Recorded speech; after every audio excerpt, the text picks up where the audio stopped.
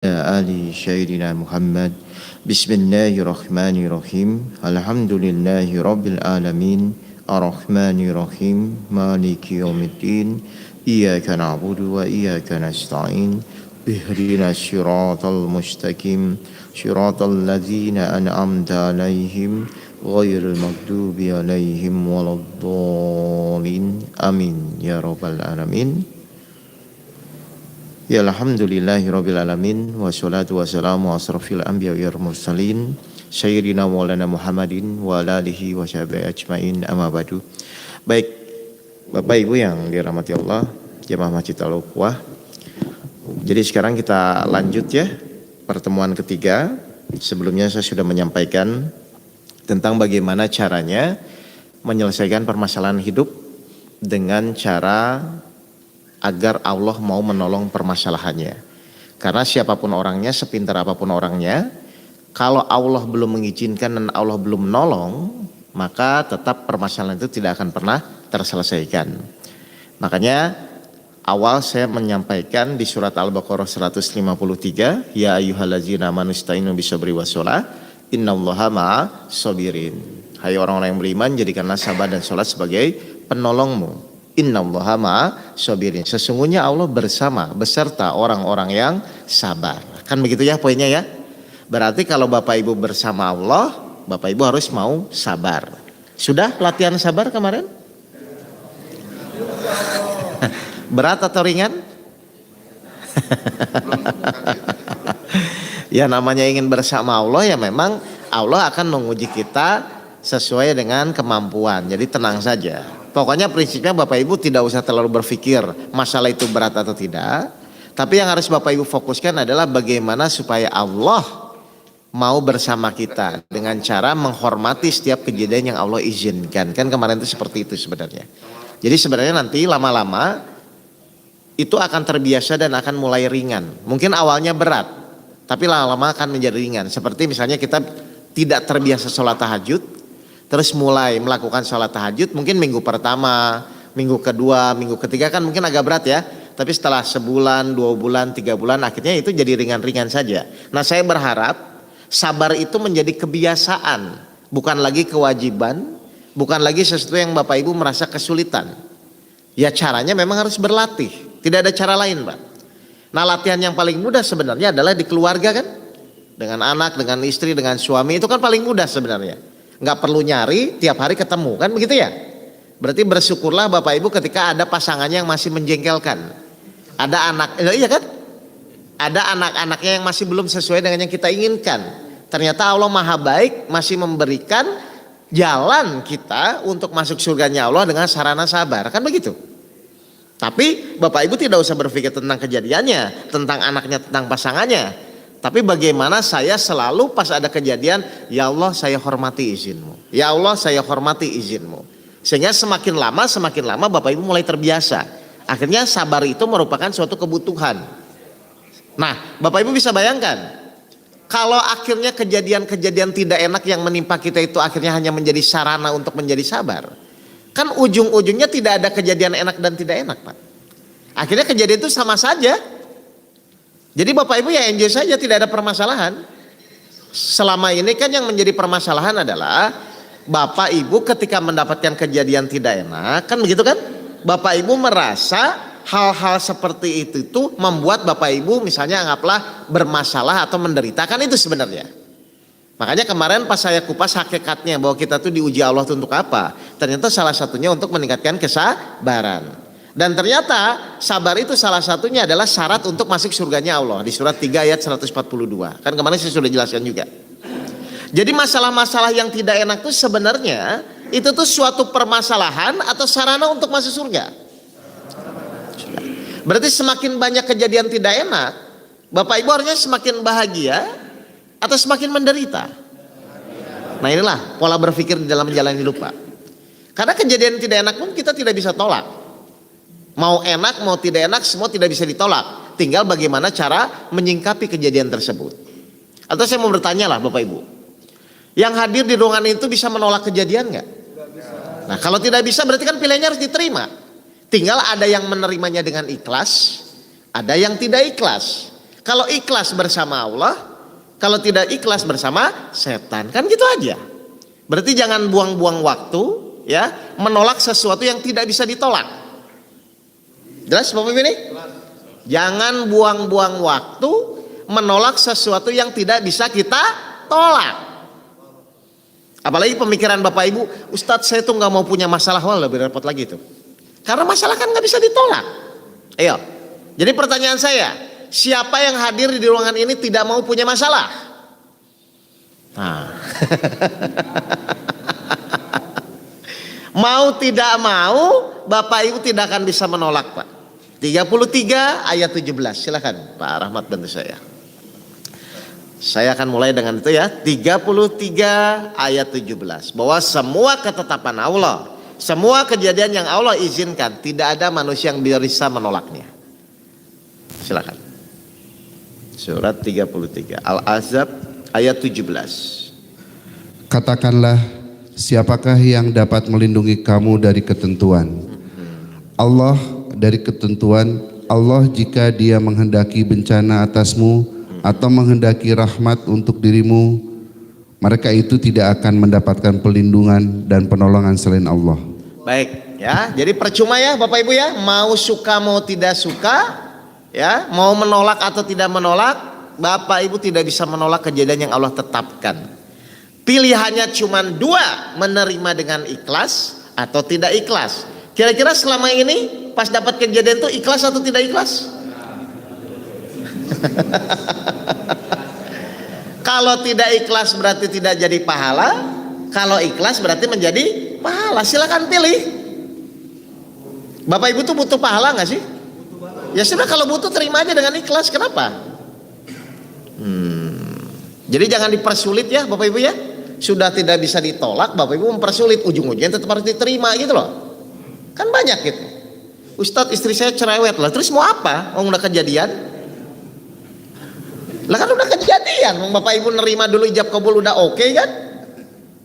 Jadi sekarang tinggal diolah apakah istri itu menjadi masalah atau sebagai sarana Bapak Ibu meningkatkan kesabaran, kan gitu aja. Jadi perlu pusing dengan istri yang cerewet? Pusing tidak pusing pun harus diterima. Lah iya kan? Lah iya, karena memang Bapak Ibu nggak ada pilihan kok. Tinggal menyingkapinya bagaimana, apakah sebagai sarana untuk menjadikan pahala atau sarana untuk menjadikan masalah, silakan aja. Tapi semua yang Bapak Ibu lakukan akan Allah perhitungkan. Mengerti ya? Ini saya refresh dulu pembelajaran yang pertemuan 1 dan 2 sebelum kita masuk. Sekarang materinya adalah ikhlas dan tawakal. Ya, saya yakin Bapak Ibu sering mendengar namanya ikhlas ya. Baik, saya mau bertanya nih Bapak Ibu, apa sih manfaatnya Bapak Ibu belajar ikhlas tuh? Nah, kan? Tenang. Terus apa lagi? Apa manfaatnya kalau Bapak Ibu tuh disuruh Allah ikhlas tuh apa manfaatnya? Tuntas permasalahan. Terus lapang dada. Itu pada tahu kan? Berarti ketika Bapak Ibu ikhlas, maka hal-hal yang tadi disebutkan itu kan akan harusnya muncul ketika Bapak Ibu sudah melakukan itu. Jadi sebenarnya harusnya ikhlas itu mudah atau sulit kalau begitu? Nah, sudah kalau begitu. Baik, kita lihat ya. Jadi seperti biasa ya, saya itu sebelum membahas, kita harus mengerti dulu apa sih manfaat saya belajar ini gitu loh Pak. Karena kalau enggak, Bapak Ibu nanti takutnya hanya menjalani saja, ujung-ujung keterpaksaan lalu sakit hati dan lain ya. Baik, ikhlas itu manfaatnya apa? Yang pertama, saya mau bertanya. Bapak Ibu tuh kalau misalnya berdoa, ingin dikabulkan atau ingin tidak dikabulkan? Nah, syaratnya harus apa? Nah, itu tahu. Berarti kalau doa Bapak Ibu belum dikabulkan pasti belum? Nah, itu. Coba 29 ayat 65. Ya, apakah memang doa orang ikhlas itu dikabulkan atau tidak dikabulkan? 29 ayat 65. Surat Al-Ankabut ayat 65. Maka apabila mereka naik kapal, mereka berdoa kepada Allah dengan penuh rasa pengabdian atau ikhlas. Mereka berdoa dengan ikhlas. Jadi ada orang di tengah laut berdoa kepada Allah dengan ikhlas supaya diselamatkan. Terus? Dengan penuh rasa pengabdian ikhlas kepadanya. Tetapi ketika Allah menyelamatkan mereka sampai ke darat, Nah, dikabulkan nggak doanya Pak? Gara-gara apa? Nah, terus? malah mereka kembali menyekutukan Allah. Jadi kalau Bapak Ibu menurut ayat ini, kalau Bapak Ibu ikhlas dengan benar, doanya dikabulkan nggak? Dikabulkan. Berarti kalau doa Bapak Ibu belum dikabulkan, pasti belum selesai. Jadi nggak usah nuntut-nuntut Allah, perbaiki aja diri kita. Jadi langkah yang pertama ternyata, kenapa kita harus ikhlas kepada Allah? Ternyata salah satu syarat doa Bapak Ibu dikabulkan itu memang harus ikhlas. Jadi Bapak Ibu wajib menguasai ilmu ikhlas. Karena siapapun orangnya yang hadir di sini pasti ingin doanya dikabulkan. Jadi fokus bagaimana doa dikabulkan atau fokus bagaimana menjadi ikhlas? Jadi ikhlas. Sudah selesai. Kalau Bapak Ibu jadi ikhlas pasti doanya dikabulkan. Paham nih Bapak Ibu? Jadi perbaiki saja diri kita. Semakin ikhlas, semakin mudah doa Bapak Ibu dikabulkan. Baik, yang kedua, apa manfaat dari ikhlas? Ya, silakan Pak. Surat 15, 39 sampai 40. Surat Al-Hijr, surat 15, 39 sampai 40. Ia iblis berkata, Oke, iblis berkata, Tuhanku, oleh karena engkau telah memutuskan bahwa aku sesat, aku pasti akan jadikan kejahatan terasa indah bagi mereka di bumi. mereka itu siapa Pak? Manusia. Akan dijadikan apa Pak? Kejahatan terasa indah. Terus? Dan aku akan menyesatkan mereka semuanya. Baik, lihat. Iblis berjanji setelah dia dilaknat Allah, dia bilang, oke ya Allah, nggak apa-apa, tangguhkan saya sampai hari kiamat ya. Tapi saya akan menyesatkan mereka semua. Caranya gimana tadi caranya Pak di ayat yang tadi? Menjadikan kejahatan terasa indah. Berarti kalau orang yang dikuasai iblis, kira-kira dia itu merasa salah atau merasa benar? Jadi nanti kalau Bapak Ibu berhadapan dengan orang, diskusi dia selalu merasa benar, berarti sebenarnya dia dikuasai oleh iblis. Konceng ini. Hati-hati ya. Misalnya anggaplah pasangan kita misalnya, padahal dia tuh salah. Tapi karena dikuasai setan, dia tuh harus ngaku salah atau tetap merasa benar? Nah, itu awas, hati-hati. Berarti meskipun bapak ngomong apapun, ibu ngomong apapun ke pasangannya, dia tuh sadar atau tidak sadar harusnya? Sadar. Kejahatan terasa indah. Berarti dia tuh ngeyel atau harus menerima bahwa dia salah? Itu loh Bapak Ibu harus ngerti ini. Oh, ini pas suami istri saya ini masih ngeyel, berarti nanti tinggal bagaimana caranya supaya iblisnya hilang, kan gitu aja kan. Nah di 40-nya Allah bilang bagaimana supaya iblisnya hilang. Terus, kecuali hamba-hambamu yang terpilih di antara mereka. kecuali hamba-hambamu yang terpilih, atau Arabnya muklisin, muklas. Berarti kalau Bapak Ibu ingin lolos dari godaan iblis, Bapak Ibu harus apa?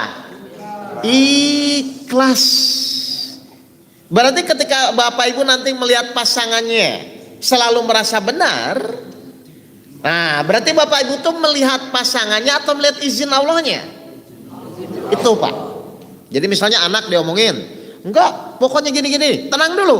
Karena anak dikuasai oleh iblis. Supaya iblisnya pergi, Bapak Ibu langsung, ya Allah saya terima. Nah ngerti ya? Karena innallaha ma'. Jadi pas Bapak Ibu menerima karena Allah, anaknya dikuasai iblis, maka pas bertemu pasti iblisnya yang pergi, sehingga pasti dia sadar. Ngerti nggak Bapak Ibu? Ini mekanismenya begini ya. Jadi jangan kondisi pasangan atau anak itu lagi pusing digoda iblis, Bapak Ibu malah marah-marah juga. Jadi Bapak Ibu bersama iblis, anak pun bersama iblis. Selesai atau reuni? Nah, itu makanya nggak selesai-selesai. Jadi dipotongnya di situ Pak. Jadi pas ada permasalahan, Bapak Ibu lihat, oh ini orang udah dikuasai setan nih, tenang dulu aja. Ya Allah baik, ya Allah saya terima. Nah biar Bapak Ibu bersama Allah. Setelah menerima silakan sampaikan. Dalam menyampaikannya pasti ada kekuatan Allah di situ. Selama ini begitu enggak? Makanya nggak kelar-kelar, terus saja ramai. Ngerti ya? Jadi yang kedua manfaat dari kita belajar ikhlas itu adalah lolos dari godaan iblis atau iblis. Sebenarnya saya mau nanya, kalau orang lolos dari godaan iblis, kira-kira jadi berbuat baik atau tidak baik? Sudah menghasilkan pahala terus, Pak. Ngerti ya, Bapak Ibu ya? Jadi nanti Bapak Ibu yang harus ngerti, kan Bapak Ibu yang ngaji nih.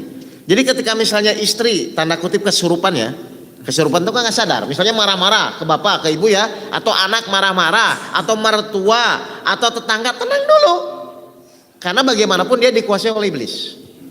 Tapi jangan ngomong dia iblis, jangan. Dikuasai, digoda. Nah ternyata hanya orang-orang ikhlaslah yang bisa lolos dan bisa mempengaruhi orang-orang yang tergoda oleh setan itu.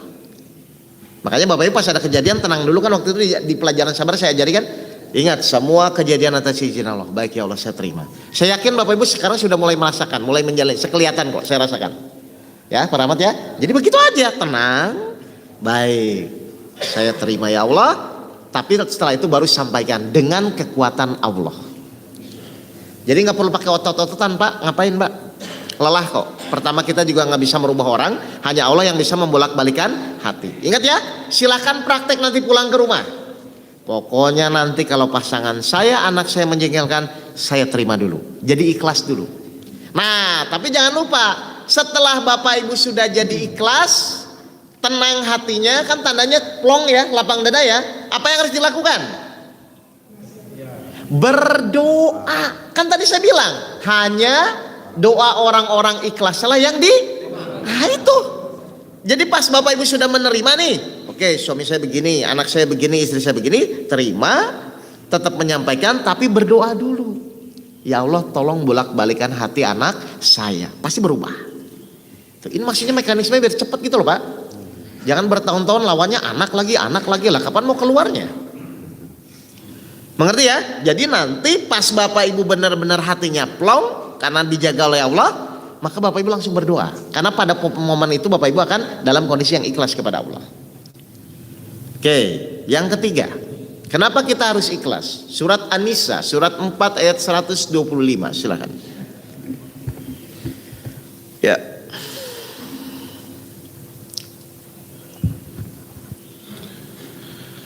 Dan siapakah yang lebih baik agamanya daripada orang yang dengan ikhlas berserah diri kepada Allah, sedangkan dia mengerjakan kebaikan dan mengikuti agama Ibrahim yang lurus, dan Allah telah memilih Ibrahim menjadi kesayangannya. Siapakah yang lebih baik agamanya selain orang-orang yang ikhlas kepada Allah, yang berserah diri kepada Allah? Jadi yang paling baik agamanya itu ulama, kiai, ustadz, atau siapa Bapak Ibu? Orang yang ikhlas. Karena orang yang ikhlas itu lolos dari godaan iblis dan setan. Ya, jadi banyak sekali sebenarnya, cuma saya sedikit aja lah. Jadi cirinya orang yang ikhlas pasti hatinya tuh selalu tadi plong, lapang dada. Karena ya mau apa lagi gitu loh. Oke, saya mau nanya sekarang. Silakan Bapak Ibu langsung jawab ya. Orang bermasalah itu kenapa sih Bapak Ibu? Gak ikhlas. Nah, itu langsung jawab. Berarti kalau selama ini Bapak Ibu bermasalah pasti? Udah. Loh, saya mau nanya, ikhlas itu apa? Bahasa singkatnya apa ikhlas itu? Menerima segala kejadian karena siapa? Berarti ikhlas itu karena siapa? Ya sudah selesai. Berarti orang bermasalah itu kenapa? Pasti bukan karena Allah. Karena di dalam menjalani hidup itu cuma dua, Bu. Karena Allah atau karena egonya. Coba deh Bapak Ibu lihat. Bapak Ibu menjalani apapun, melakukan apapun, itu cuma dua. Karena Allah atau karena egonya. Kalau karena Allah masalah nggak? Meskipun Bapak Ibu tidak dihargai? Tidak masalah. Kalau karena ego? Nah, selama ini tuh Bapak Ibu karena Allah atau karena ego? Kan simpel Pak. Jadi kenapa Bapak Ibu harus ikhlas? Yang keempat ya karena supaya Bapak Ibu tidak merasa bermasalah, supaya tidak tersiksa. Karena yang membuat Bapak Ibu tersiksa, yang membuat Ibu sakit itu karena egonya saja. Silakan Bapak Ibu berpikir coba sebentar. Iya ya, saya marah, saya merasa tidak dihargai. Itu karena ego semua. Padahal Allah menciptakan kita tuh untuk ego atau untuk mewujudkan keinginan Allah, ikhlas. Selesai. 51 ayat 56. Kan begitu sebenarnya. Jadi Bapak Ibu ikuti ya Al-Quran ya. Jangan dibaca saja tapi dipraktekkan. 51 ayat 56. Silakan.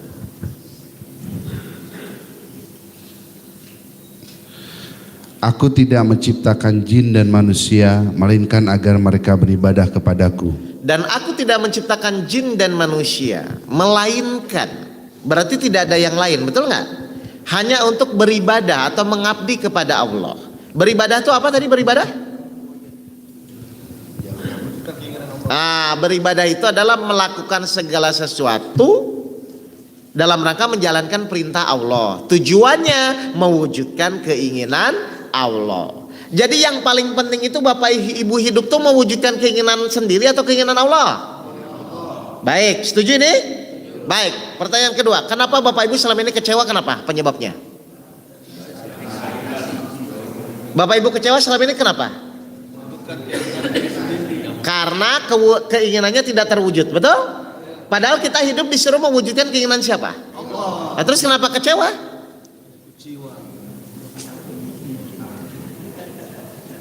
Harusnya Bapak Ibu tuh kecewa kalau tidak mewujudkan keinginan Allah. Itu yang benar, Pak.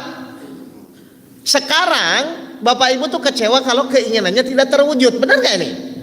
Saya mau bertanya, ketika keinginan Bapak Ibu tidak terwujud, itu tuh kalau kecewa tuh wajar nggak? Wajar, benar. Padahal Bapak Ibu hidup disuruh mewujudkan keinginan siapa? Allah. Nah terus kenapa jadi kecewa? Nggak tahu.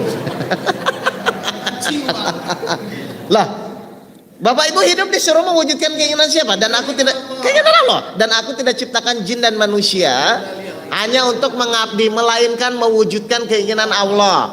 Berarti harusnya Bapak Ibu tuh kecewa kalau tidak mewujudkan keinginan Allah. Bukan kecewa kalau keinginan kita tidak terwujud. Salah. Berarti kalau Bapak Ibu kecewa, selama itu Bapak Ibu ibadah atau tidak? Tidak. Loh, ayo. Gimana Ustadz? Saya udah sedekah ke masjid, udah nyumbang, tapi kok nggak dihargai? Itu ibadah atau bukan? Lah itu tahu. Terus kenapa marah-marah kalau begitu? Pokoknya terserah orang ngomongin apa. Yang penting Allah nilai saya baik. Karena saya hidup itu hanya dalam rangka mewujudkan keinginan Allah. Jadi orang bermasalah itu kenapa Pak? Pasti bukan karena Allah, tapi pasti karena egonya. Yo. Sering selama ini Bapak Ibu melakukan karena egonya? Kalau ego tuh berarti nanti digoda iblis atau tidak? Nah itu tahu juga. Saya tuh bingung ya, Bapak Ibu tuh sebenarnya tahu, tapi kenapa kenyataan di lapangan kok kayak nggak tahu gitu loh?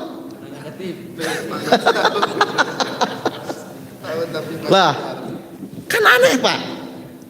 Semua orang jamaah dimanapun, di masjid manapun atau pertemuan di majelis taklim manapun, mereka tuh tahu Pak. Tapi kenapa pas praktek di lapangan kok jadi nggak tahu gitu loh? Atau pura-pura nggak tahu? Lupa kali.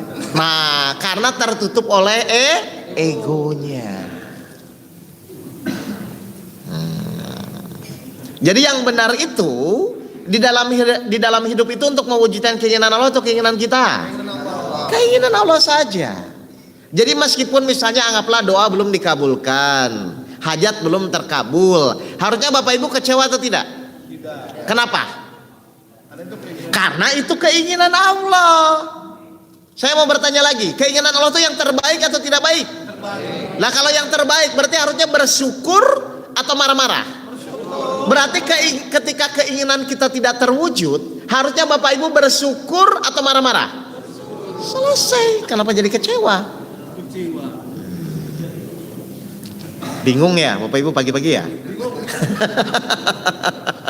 Loh, karena memang kesalahannya di sini.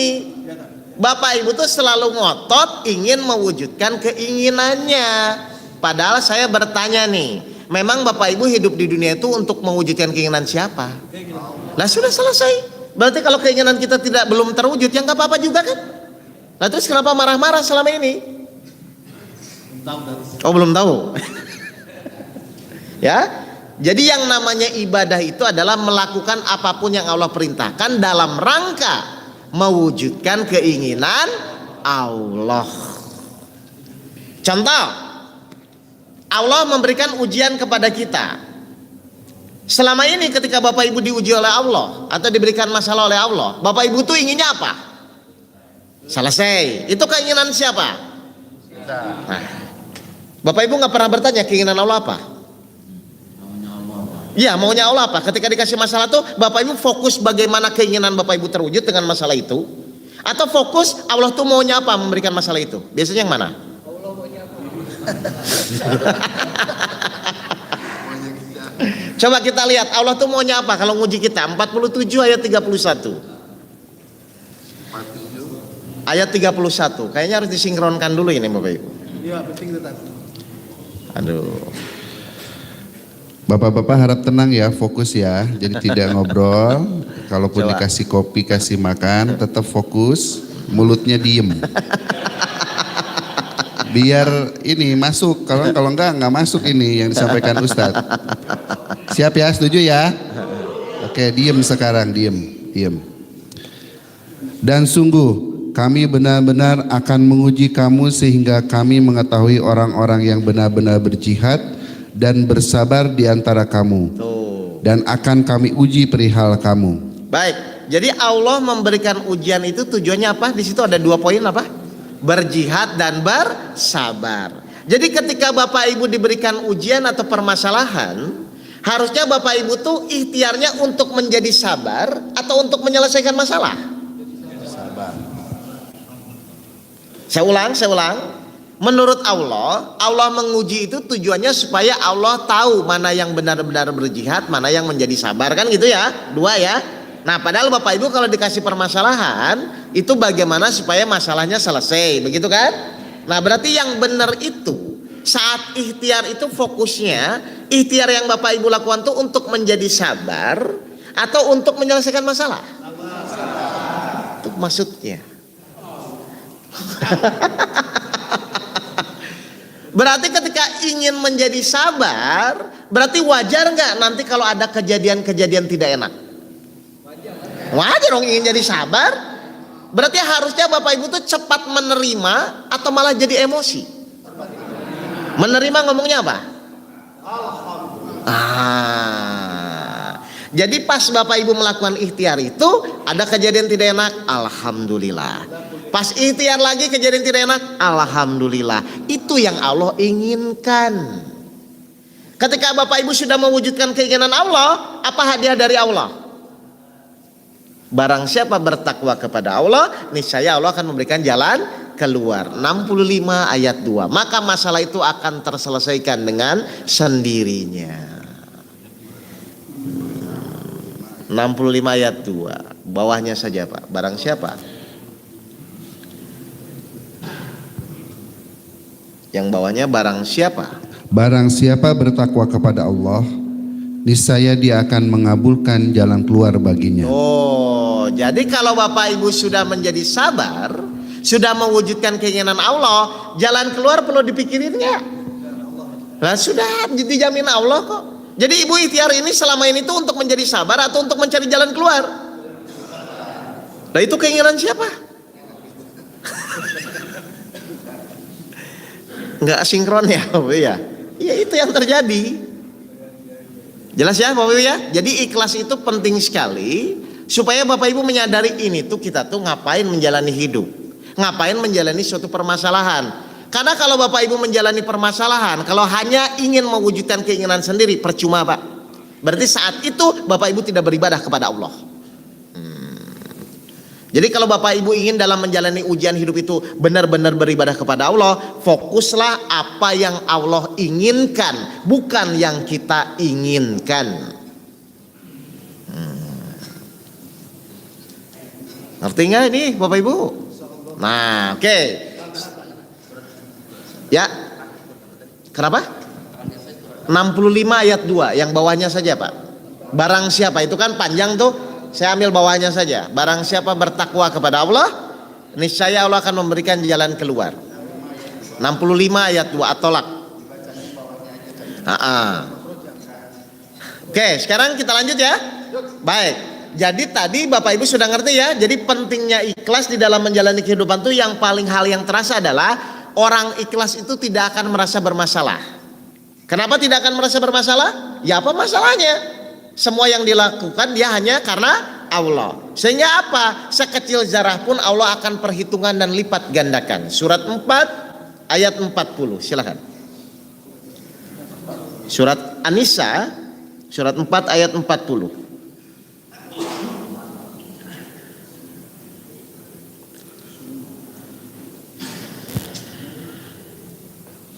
Biar diam dulu Tat, soalnya masih ada yang ngomong kayaknya. Iya. Sungguh Allah tidak akan menzolimi seseorang walaupun sebesar zarah. Oke, jadi sebesar zarah pun Allah tidak ada niatan untuk membuat Bapak Ibu menderita ya. Pegang itu ya. Terus lanjut. Dan jika ada kebajikan sekecil zarah, Kalau ada kebajikan berarti dalam kondisi Bapak Ibu ikhlas sekecil zarah pun. Terus niscaya Allah akan melipat gandakannya dan memberikan pahala yang besar dari sisinya. pokoknya Bapak Ibu orang ikhlas tuh nggak akan rugi kok Pak Bu.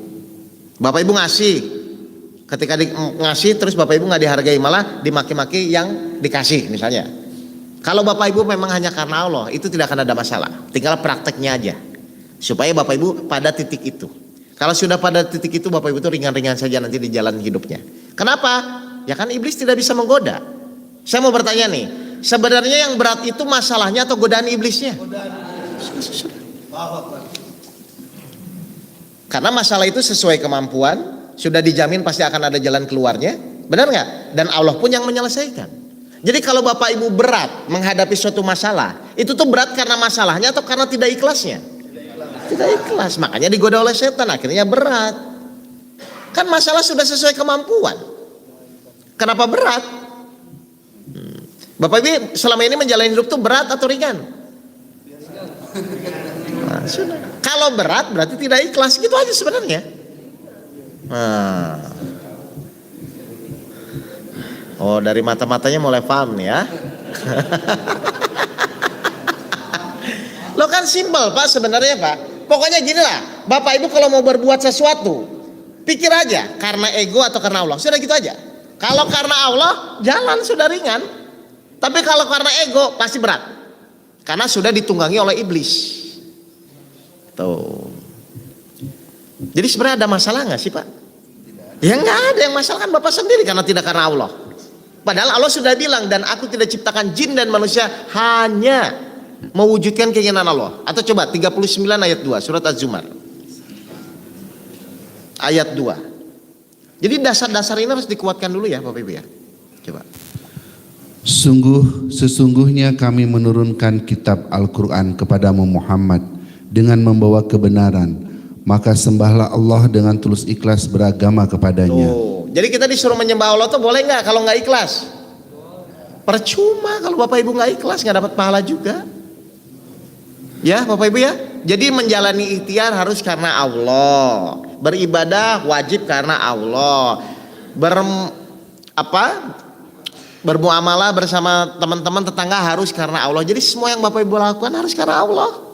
Sedekah karena Allah. Coba saya mau bertanya nih, Bapak Ibu sedekah sama orang. Tiba-tiba karena Allah atau bukan harusnya? Karena Allah. Tiba-tiba di belakang orang ngomongin Bapak Ibu, tersinggung nggak? Tersinggung itu karena Allah atau karena egonya? Nol lagi sedekahnya kalau begitu. Tuh. Jadi jangan rugi dua kali ya. Udah ngeluarin uang nggak dapat apa-apa gara-gara tersinggung karena egonya. Jadi Bapak Ibu kalau mau melakukannya tuh luruskan dulu ini karena saya Allah atau karena ego saya. Baik. Paham ini Bapak Ibu ini? Baik. Yang kedua, definisi ikhlas itu apa tadi? Melakukan segala sesuatu hanya karena Allah. Titik. Nggak ada koma. Saya ikhlas Ustaz tapi nggak ikhlas. Kan ada komanya. Kalau ikhlasnya titik saja sudah. Sebenarnya saya sudah ikhlas Pak. Tapi kan enggak juga. Enggak ada titik Pak. Karena target dia hanya penilaian Allah bukan penilaian makhluk. Nah apalagi disebut. Lagian saya mau nanya Bapak Ibu tuh ingin disebut tuh ingin apa sih? Berarti karena Allah atau karena egonya? Sudah selesai. Ya, jadi saya buat sederhana saja. Jangan terlalu pusing-pusing gitu loh. Pokoknya Bapak Ibu kalau melakukan tetap plong meskipun tidak sesuai dengan keinginan kita, itu sudah kategori ikhlas. Jangan lupa langsung berdoa. Dan gak usah nanggung-nanggung. Doanya minta bahagia dunia dan pasti dikabulkan. Selesai kan? Insya Allah harusnya Bapak Ibu jadi percontohan nanti, harusnya praktek lah. Ya, ngerti ya Bapak Ibu? Baik. Jadi ikhlas itu melakukan apapun yang Allah perintahkan dalam rangka mewujudkan keinginan Allah. Caranya bagaimana Ustadz supaya mudah? Nah ini saya mau ajarkan caranya. Biar nanti Bapak Ibu pulang langsung praktek. Praktek ya misalnya sebulan, 2 bulan, setahun. Akhirnya ikhlasnya jadi refleks Pak. Nah kebutuhan refleks, tahu nggak refleks? Sudah tidak berpikir gitu loh Pak. Pokoknya berbuat karena Allah, melakukan sedekah sudah karena Allah, akhirnya sudah tidak ada masalah. Ya, bahkan orang yang iri ke Bapak pun akan jadi kesel, makin kesel, akhirnya stroke, mati ya jadi ya. Lah kan nggak bisa digoyang. Pak Rahmat diomongin, ya karena Allah saja. Kok tenang-tenang aja, saya udah gosip sini, fitnah sini, kok tenang aja ya karena Allah. Harus begitu nantinya.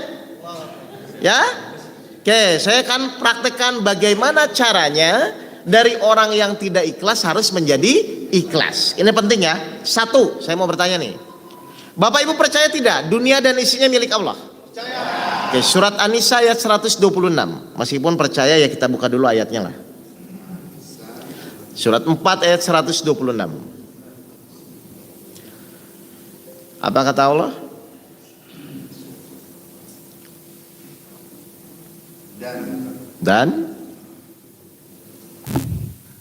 Dan milik Allah lah apa yang ada di langit dan apa yang ada di bumi. Dan pengetahuan Allah meliputi segala sesuatu. Meliputi, berarti yang di langit dan di bumi itu kepunyaan Allah. Setuju nggak Bapak ini? Baik, saya mau bertanya nih, dompet tetangga hilang pengaruh nggak? Dompet tetangga? Dompet tetangga hilang pengaruh nggak? Kenapa? Bukan milik kita. Benar gak ini? Jadi dompet tetangga hilang pengaruh gak? Ngapain pengaruh? Bukan milik kita, betul? Berarti sesuatu yang bukan milik kita pengaruh gak atau tidak? Oke, dunia dan isinya milik siapa? Dompet kita milik siapa? Hilang pengaruh gak?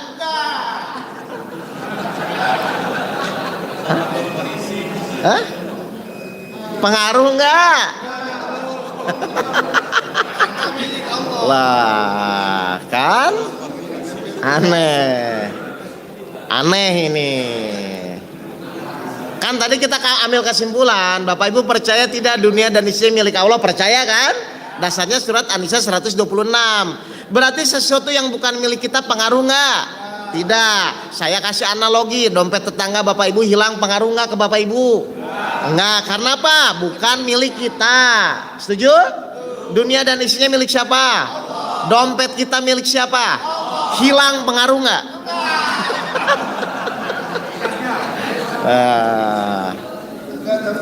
Lah aneh kan? Nah ini makanya saya mau ajarin gitu loh Pak. Lah iya. Enggak. Coba, kenapa saya kasih analogi santai gini ya? Biar Bapak Ibu tanya, oh berarti level kita tuh masih begitu gitu loh Pak. Iya kan? Harusnya kan Bapak Ibu belajar. Kok masih pengaruh ya? Padahal saya tahu ini dunia dan isinya milik Allah tuh tahu Pak. Tapi kenapa masih berpengaruh? Nah fungsinya metode itu untuk latihan ke arah sana. Karena harus meningkat. Masa pengaruh terus kan masalah ini. Ya? Baik, jadi Bapak Ibu percaya dunia dan isinya milik Allah. Pertanyaan kedua. Kita ada pun itu karena keinginan siapa Bapak Ibu? Oke, surat Al-Baqarah ayat 30. Ya. Mari kita lihat. Surat Al-Baqarah ayat 30. Benar nggak? Kita ada pun karena keinginan Allah. Dan ingatlah ketika Tuhanmu berfirman kepada para malaikat, Aku hendak menjadikan khalifah di bumi. Aku hendak menjadikan manusia sebagai khalifah. Jadi kita hidup di dunia itu keinginan siapa? Allah. Ya, oke saya kunci sekarang. Dunia dan isinya milik Allah. Kita ada pun karena keinginan Allah. Pertanyaan terakhir, wajar atau tidak? Kalau kita melakukan segala sesuatu karena Allah itu wajar nggak? Nah, berarti kalau bukan karena Allah wajar atau kurang ajar? Jadi ikhlas itu sesuatu yang sulit atau sesuatu yang wajar, Pak? Wajar. Karena Allah yang menginginkan kita hidup dan dunia dan isinya pun milik Allah. Jadi kalau Bapak ikhlas, ya wajar-wajar saja. Tapi kalau Bapak Ibu tidak ikhlas, Bapak Ibu kurang ajar sama Allah. Nah, selama ini Bapak Ibu tuh hidup tuh wajar atau kurang ajar?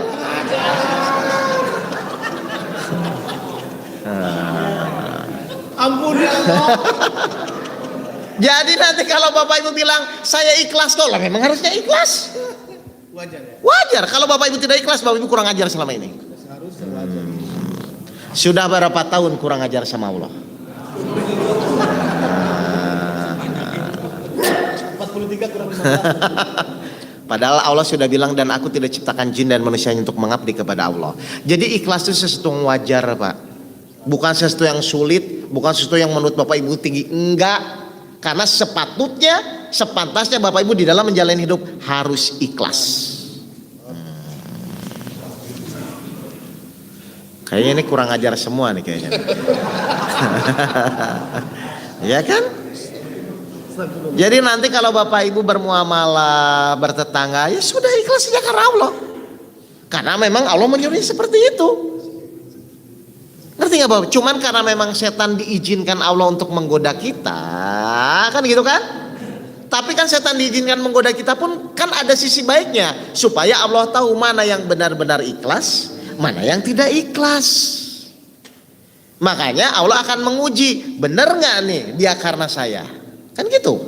Makanya Allah kadang-kadang coba tiba-tiba munculkan pengemis masih sehat misalnya, ya masih sehat tatoan. Kira-kira Bapak Ibu tetap ngasih atau jadi nggak ngasih? Yang benar. Kenapa Bapak Ibu tetap ngasih? Kenapa?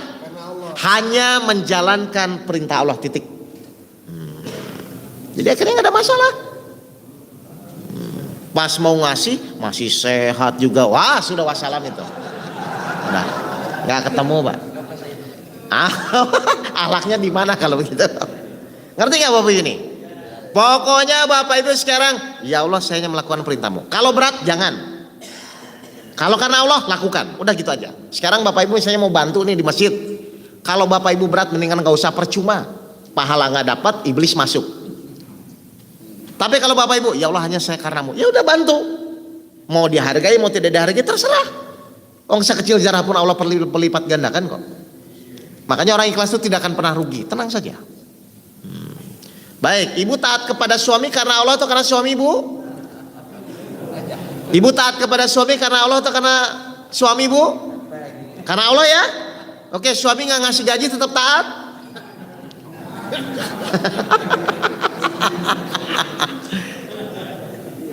Kalau ibu ikhlas nggak mungkin suami akan begitu.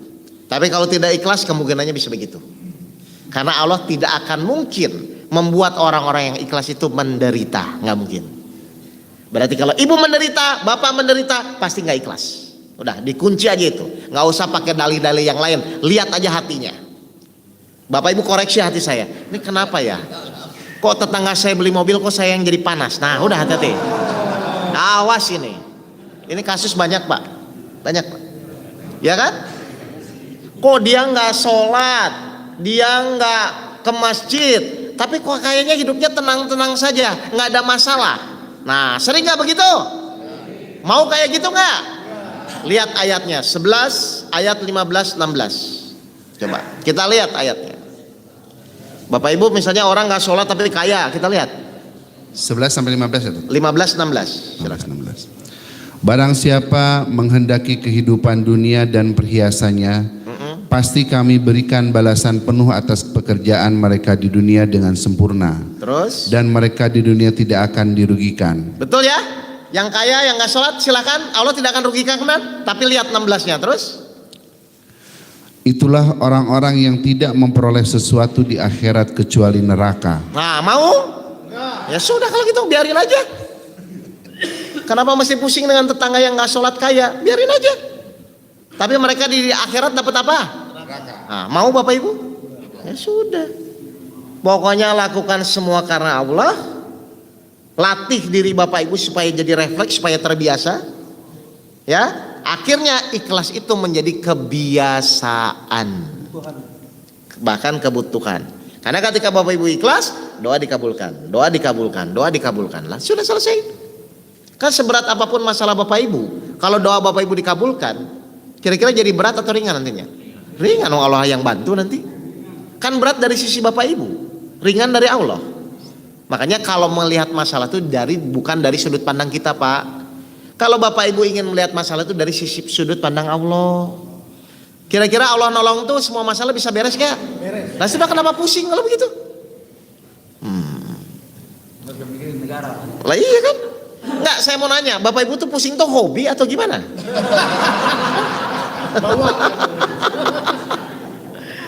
Enggak, karena pusing itu kan pikirannya disesatkan setan sebenarnya. Karena Bapak Ibu nggak ikhlas itu awalnya. Ya pokoknya tugas kita perbaiki niat, luruskan niat. Baik, saya mau ke masjid, mau bantu karena Allah. Udah, karpet di vakum cleaner, silakan aja. Oh, sok rajin kamu karena Allah. Sudah, jalin aja udah. Karena memang Allah akan menguji. Dari apa? Oleh setan. Lewat apa? Lewat manusia. Makanya manusia dibilang sok rajin dan lain-lain itu memang ujian itu. Toh Bapak Ibu juga nggak bisa menyetop orang untuk tidak menyukai Bapak dan Ibu kan? Terus ngapain pusing dengan omongan orang? Oh, nggak bisa menyetop juga. Apakah saya bisa memaksa Bapak Ibu untuk menyukai saya? Kan nggak bisa juga. Terus ngapain pusing kalau orang nggak suka? Karena itu di luar kendali kita, Pak. Pokoknya yang penting Allah menilai saya sebagai hamba-hamba yang ikhlas. Siapakah yang paling baik agamanya menurut Allah di sisi Allah? Hanya orang-orang yang ikhlas. Tuh. Paham? Baik. Latihan yang kedua. Ini saya ajarkan cara latihannya supaya mendidik Bapak Ibu berlatihan. Kan tadi saya bilang ikhlas itu tadi apa kata Pak Alif? Lapang dada ya? Plong. Cirinya orang ikhlas itu lapang dada plong, seperti nggak ada masalah aja, Pak. Ya. Berarti nanti kalau Bapak Ibu ingin latihan itu harus plong nanti. Baik. Saya mau bertanya nih. 100.000 sama 2.000 plong yang mana kalau sedekah? Nah, jujur aja, jujur. Hah? Hah? Oh, 100.000. Jujur, 100 atau 2.000? Udah 2.000 aja dulu. Udah 2.000 dulu aja. Udah tenang aja. Enggak, jangan langsung, Pak. Nanti harus bertahap ya. Nah, karena Bapak Ibu plongnya 2.000, berarti 100.000 cairin 2.000-an. Ya. Iya, ke bank minta 2.000-an. Kan 100.000 berat katanya. Yang penting kan plongnya. Ini kejar plongnya ya. Oke, siapin 2.000-an. Di mobil, di motor siapin 2.000-an, Pak. Kasih karena Allah. Nah, pas di perempatan, Bapak Ibu mau latihan kan karena Allah kan? Pas mau dikasih, pengemisnya mabuk, sehat. Masih muda, tatoan. Jadi nggak dikasih? Jadi nggak? Iya makanya, jadi 2.000 juga kadang-kadang kan kalau ngeliat orang kan nggak jadi. Nah, pertanyaan saya, kenapa Allah izinkan yang datang masih sehat, tatoan? Karena kalau yang datang nenek-nenek sakit nggak perlu latihan ikhlas, Pak. Loh itu maksudnya loh. Kenapa pas saya mau latihan kok yang datang tuh yang nggak sesuai dengan keinginan saya? Malah orang sehat, masih muda, anggaplah jauh dari agama. Tinggal Allah ingin melihat tetap dikasih atau tidak. Ketika Bapak Ibu tetap ngasih, berarti Bapak Ibu lulus hanya karena Allah. Ketika tidak ngasih, berarti Bapak Ibu tetap hanya karena makhluk. Maka ikhlas Bapak Ibu tidak akan meningkat. Nggak latihan. Jadi nanti kasih atau tidak? Kasih. Ketika Bapak Ibu tetap plong, maka Bapak Ibu langsung berdoa saat itu. Karena saat itu Bapak Ibu dalam kondisi yang ikhlas. Tuh. Baru mudeng ya. Nah, itu selama ini tuh maksudnya gitu. Loh kalau ingin latihan kan harus yang tidak sesuai. Karena Allah akan nguji, tetap karena Allah atau bukan. Nah, bulan depan jangan 2.000 terus. Coba 5.000 plong nggak? Gitu aja. Kalau Bapak Ibu berat 100.000, 100.000-nya bungkus sama 2.000. Nah, kan nggak kelihatan sana tulis bungkus sama 2.000, kasih coba. Atau kali-kali kasih lah, nggak usah setiap hari. Misalnya sebulan kasih ke tukang parkir di apa 100.000 biar kaget gitu loh. Itulah Bapak Ibu. Jadi itu cara berlatihnya, membersihkan hati kita. Pokoknya kalau nggak plong jangan. Tapi kalau ya Allah saya mau latihan, plong lakukan dan langsung berdoa di situ. Saya jamin ya, bukan saya Allah jamin. Pokoknya Bapak Ibu lakukan, praktekkan coba. Bener nggak? Ketika saya plong, lalu hati saya berdoa, apapun keinginan Bapak Ibu. Ya Allah misalnya kayak tadi yang sakit tolong sembuhkan istri saya, tolong sembuhkan suami saya. Silakan, tapi Bapak Ibu harus plong dulu di dalam melakukan amal perbuatan. Karena kalau nggak plong percuma, iblis nyangkut di situ. Doa Bapak Ibu terhambat oleh iblis. Nah itu Pak maksudnya kita belajar ikhlas itu harus sampai pada titik latihan. Setelah latihan kebiasaan akhirnya refleks. Lah kalau sudah refleks pertanyaan saya, kita digoda iblis nggak? Nah kalau sudah tidak goda jadi orang baik atau orang tidak baik? Sudah selesai. Tuh. Jadi langkah yang kedua adalah setelah Bapak Ibu tahu teorinya yang tadi saya kupas, langkah yang kedua Bapak Ibu harus praktekkan. Nggak susah-susah kok. 2.000-an, jadi 5.000-an, silakan latihan. Atau misalnya ini mohon maaf ya, di komplek sebelah kanan tetangga yang pelit, sebelah kiri tetangga yang baik misalnya. Kalau ibu ingin ngasih kue, kalau ingin latihan ikhlas, ngasih ke yang pelit atau yang baik? Pelit. Kalau baik kan pasti udah wajar, udah biasa. Siapkan kuenya, niatkan karena Allah. Tok tok tok tok Bu, ini ada kue dari saya. Yang pelit kaget, tumben nih ada apa misalnya? Ya kan? Kan kaget biasanya enggak. Bapak Ibu fokusnya ke dia atau langsung karena Allah tetap? Sudah selesai. Enggak, saya mau ngasih dia, titik sudah. Nah itu loh maksudnya Pak, itu adalah akhlak. Buktikan dong Islam itu memang benar-benar akhlak yang mulia Pak. Makanya saya udah bilang silahkan ngaji dimanapun, tapi hasilnya harus akhlak yang mulia. Bukan jadi merasa pintar masa yang lain. Simple aja, pokoknya Bapak Ibu ikhlas lakukan. Kalau tidak ya jangan sudah. Buat apa kan sia-sia juga kalau Bapak Ibu tidak menjalankan perintah Allah. Ya jadi latihannya gampang-gampang ya. 100.000, 2.000-an. Cari yang pokoknya yang sebaliknya aja gitu loh. Kalau ibu ingin ikhlasnya lebih cepat, traktir teman yang baik atau yang pelit? Pelit. Sudah tahu pelit, ngapain diomongin lagi? Ngerti nggak Bapak Ibu? Latih terus. Dan latihannya dengan bertolak belakang dengan apa yang kita inginkan, menekan ego kita. Yo. Paham Bapak Ibu ini? Ya, silahkan lakukan. Nah, saya mau bahas yang tadi nih, Kan tadi saya bilang, kenapa kok sekarang meskipun Bapak Ibu tahu bahwa semua yang ada di langit dan di bumi ini milik Allah, kenapa kok Bapak Ibu tetap merasa berat? Itu pertanyaan saya. Karena merasa memiliki. Apa dasarnya? Munculnya rasa memiliki itu gara-gara apa? Surat 3 ayat 92. Ini awalnya Pak. Ali Imran ayat 92. 92 silakan.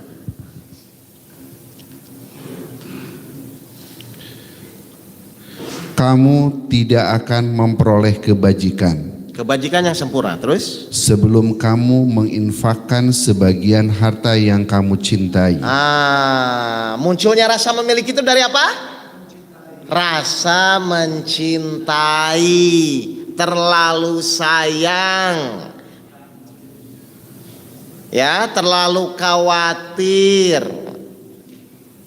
Jadi munculnya rasa memiliki itu gara-gara apa Pak? Rasa terlalu mencintai. Supaya rasa memiliki itu luntur, apa kata Allah tadi di ayat ini? Infakkanlah segala sesuatu sebagian yang kamu cintai. Berarti kalau bazar itu bazar baju bekas atau baju baru? Tuh melupaskan itu Pak. Biar sebagian itu Bapak Ibu mulai luntur. Terus ada jamaah ibu-ibu tanya kepada saya, Ustadz kalau saya mencintai suami saya bagaimana menginfakannya? Bukan ke sana. Bukan. Bukan. Istri yang cerdas tadi. Enggak, emang jamaah nanya ke saya seperti itu. Saya bilang, maka luruskanlah niat ibu-ibu semua, cintailah suami karena hanya menjalankan perintah Allah. Enggak ke sana loh, saya enggak ke sana loh, Pak. Ibu harus meluruskan karena Allah juga nggak suka kalau ibu terlalu sayang. Banyak kasus jamaah saya, Pak, ketika saya cari apa maksud Allah, ternyata dia terlalu cinta kepada suaminya. Banyak kasusnya itu.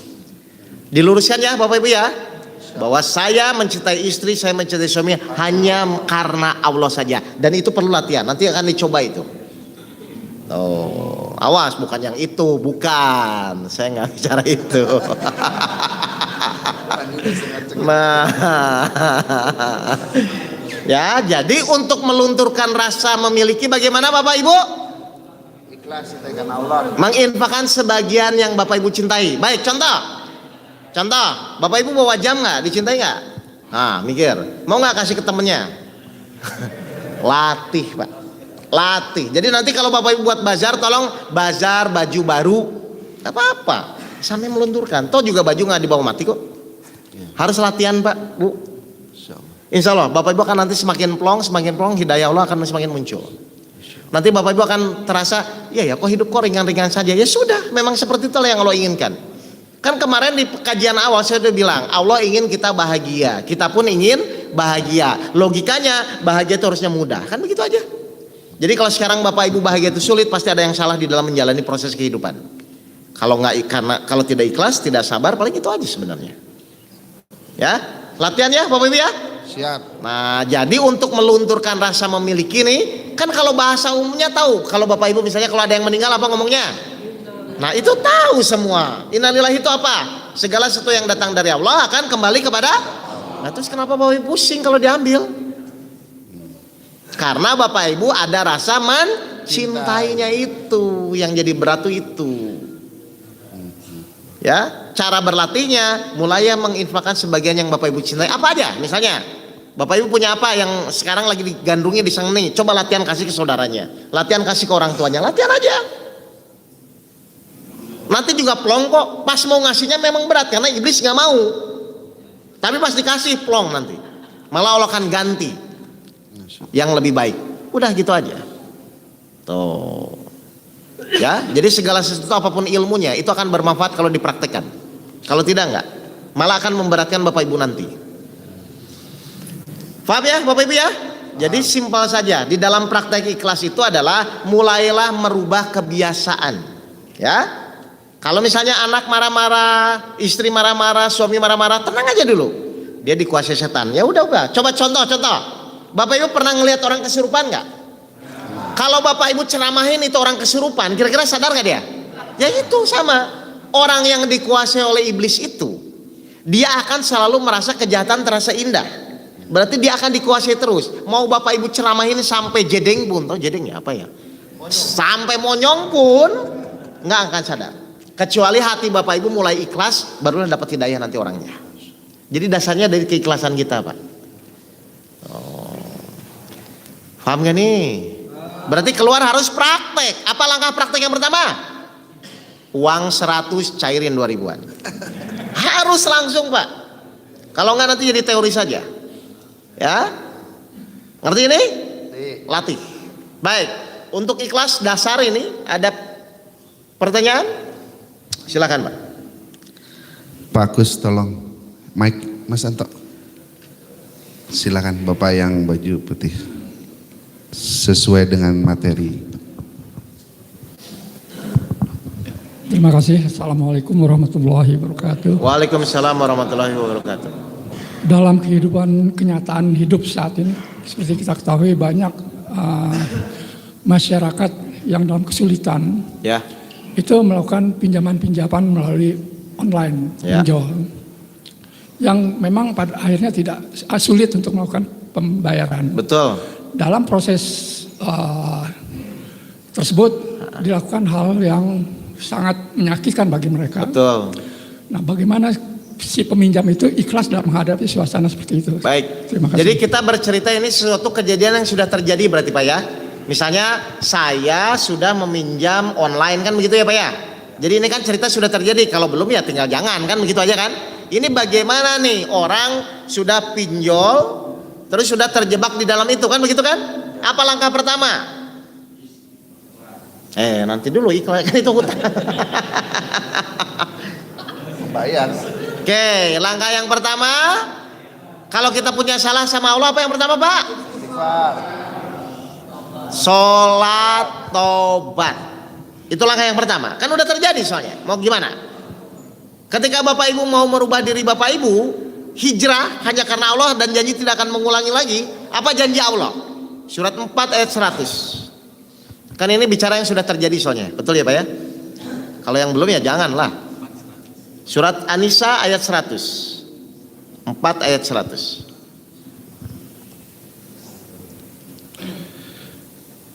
Dan barang siapa berhijrah di jalan Allah, Berhijrah, berjanji tidak akan mengulangi lagi, berjanji akan merubah sikap, berjanji akan merubah diri, itu namanya hijrah ya Pak ya. Apa janji Allah? Terus niscaya mereka akan mendapatkan di bumi ini tempat hijrah yang luas hijrah yang luas, terus dan rezeki yang banyak. rezeki yang banyak. Berarti hutangnya kebayar nggak? Tapi berjanji tidak akan mengulang lagi. Terus Barang siapa keluar dari rumahnya dengan maksud berhijrah karena Allah dan Rasulnya, kemudian kematian menimpanya sebelum sampai ke tempat yang dituju, maka sungguh pahalanya telah ditetapkan di sisi Allah. masuk surga nggak? Pinjaman online, ya sudah terlanjur, terus sudah berusaha minta ampun kepada Allah, debt collector datang, nusuk mati, masuk surga nggak? Insya Allah. Nah, Bapak Ibu kan masih surga cepat nggak? Pokoknya gitu ya Pak ya. Kalau sudah terlanjur, kalau sudah terjadi, tobat sama Allah. Ya Allah, saya nggak akan mengulangi lagi. Saya mohon ampun ya Allah. Kalau memang udah terjadi, mau gimana kan? Hijrah di jalan Allah. Allah akan jaga itu. Allah akan berikan tempat yang luas, rezeki yang banyak. Kalaupun belum bisa membayar, terus Bapak Ibu tiba-tiba dibunuh sama debt kolektornya, apa tadi? Pahalanya sudah ditetapkan. Luar biasa nggak kasih sayang Allah tuh? Nggak akan bisa dihitung Pak. Kasih sayang Allah. Kalau kita enak aja kan begitu kan? Tapi Allah tidak seperti itu. Karena Allah punya sifat apa? Maha. Maha itu apa? Tidak terukur, tanpa batas. Jadi nggak usah coba-coba ngukur pemikiran Allah dengan pemikiran kita. Nggak mungkin dia kata siapa. Karena Allah maha berhak segala sesuatu. Suka-suka Allah mau ngapain. Jelas Pak? Loh kan tadi saya bilang setelah bertobat kepada Allah berarti Bapak Ibu harus meluruskan niat kan. Ikhtiar itu supaya menjadi sabar atau untuk menyelesaikan masalah. Berarti pas debt kolektornya datang kira-kira lari atau dihadapi karena Allah. Maksudnya saya terima ya Allah, kamu kurang ajar, alhamdulillah. Tapi dalam hati dimaki-maki orang nanti alhamdulillah aneh. Karena menghormati Allah. Bapak lakukan pasti insya Allah masalahnya cepat selesai. Nanti Allah yang akan menggerakkan itu. Tenang aja. Janji Allah seperti itu. Innallaha ma'as sabirin. Sesungguhnya Allah bersama orang-orang yang sabar. Tenang aja. Silahkan mau lapor Pak RT.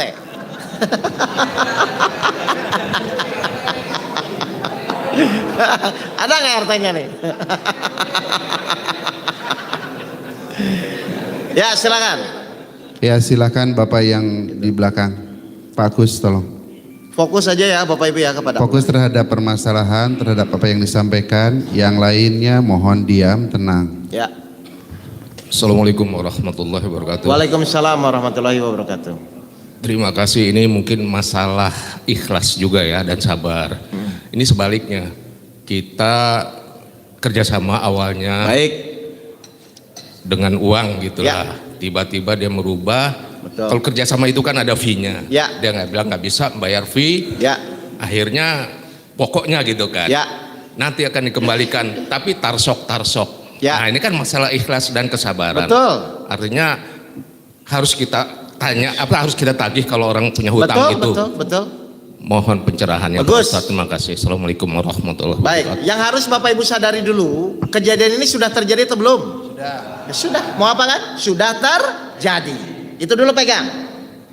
Kalau sudah terjadi mau marah-marah pun tetap sudah terjadi belum? Nah, sudah terjadi mau apa? Nah, sekarang baru langkah yang kedua. Bagaimana caranya dengan cara Allah? supaya masalah itu bisa terselesaikan. Kan begitu harusnya, Pak. Bukan dengan pemikiran kita. Bagaimana caranya dengan cara Allah supaya Allah mau membantu untuk menyelesaikan masalah, kan gitu aja harusnya. Betul? Nah, cara Allah tadi saya ungkapkan di mana, di surat apa? Al-Baqarah 153. Ya ayyuhallazina amanu ista'inu bisabri wassalah innallaha ma'as sabirin. Hai orang-orang yang beriman. Kalau yang ikut kajian pertama saya, atau Bapak nanti lihat di YouTube saya aja, kajian pertama saya mengajarkan iman, sabar dan sholat. Jadi nagih tetap nggak? Nagih tetap nggak, Pak? Tetap, kewajiban. Tetap ya, Pak? Tapi iman, sabar, sholat Bapak tingkatkan. Ketika pada titik tertentu masalahnya harusnya selesai nggak? Selesai, karena Allah janji akan menolong ketika iman, sabar, sholat Bapak benar. Jelas ya, Pak? Jadi silahkan ikhtiar secara duniawinya tetap nagih, somasi, silakan aja. Tapi iman, sabar, sholat Bapak ditingkatkan. Maka Bapak jangan kaget, tiba-tiba akan dibuka jalan-jalan yang menurut Bapak Ibu tadinya sulit. Kenapa saya berani ngomong gitu? Kan saya sudah jalani, Pak. Saya sudah menjalani itu, Pak. Pokoknya ikhtiar tetap, yang jualan tetap, yang dagang tetap, yang kerja tetap, yang usaha tetap, iman, sabar, sholatnya ditingkatkan. Pasti selesai. Kenapa saya bilang pasti selesai? Janji Allah itu pasti benar. 30 ayat 60. Silakan, Pak. Bagus pertanyaannya, jadi biar aplikatif langsung. Ya, surat Rum ayat 60.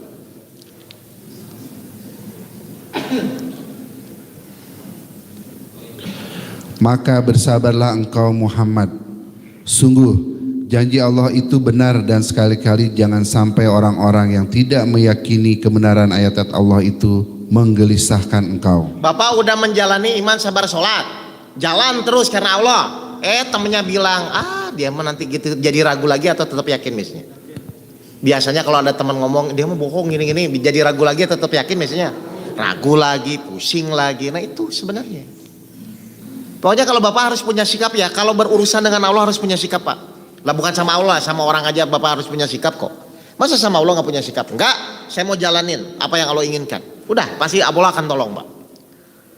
Jadi ketika Bapak Ibu menjalani masalah itu menjadi ibadah, bukan terjebak di masalahnya. No.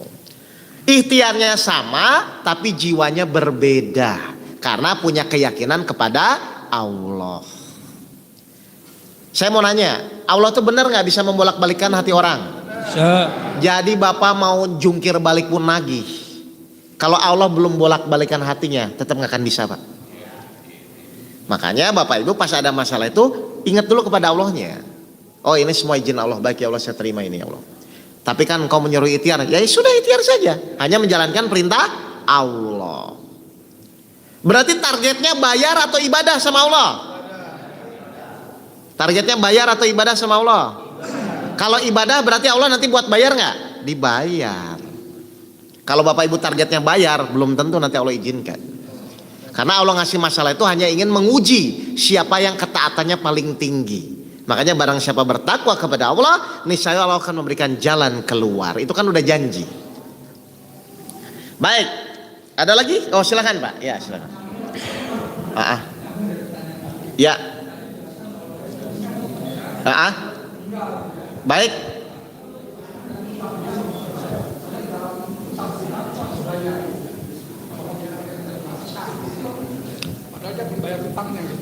Maksudnya gimana coba. Tadi disampaikan bahwa apabila yang pinjol itu ya, dia ada niat membayar, akhirnya ditusuk katanya oleh debt collector. Ya. Meninggal. Ya. Nah, padahal masih punya hutang gitu. Tapi janji Allah masuk surga nggak? Nah ini yang pertanggungjawaban hutangnya ini kan harus dibayar. Loh iya, pertanyaan saya kan yang dikejar janji Allah dulu kan Pak? Iya. Nah ketika masuk surga itu Allah tahu nggak dia punya hutang? Tahu. Allah bisa nggak giring untuk melunasi hutang itu? Bisa, tapi orang yang bersangkutan belum bisa membayarnya. Iya, tapi kan setelah dia percaya kepada janji Allah, dia berhijrah, kira-kira Allah tuh biarkan saja atau Allah buat kejadian supaya tetap hutangnya lunas?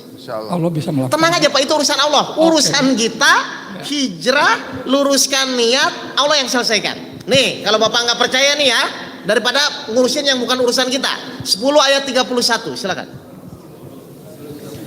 Surat 10 ayat 31. Ini lihat Pak, perhatikan ayatnya. Kayaknya ini ikhlas doang nih, tawakal nanti berarti nanti ya. Coba.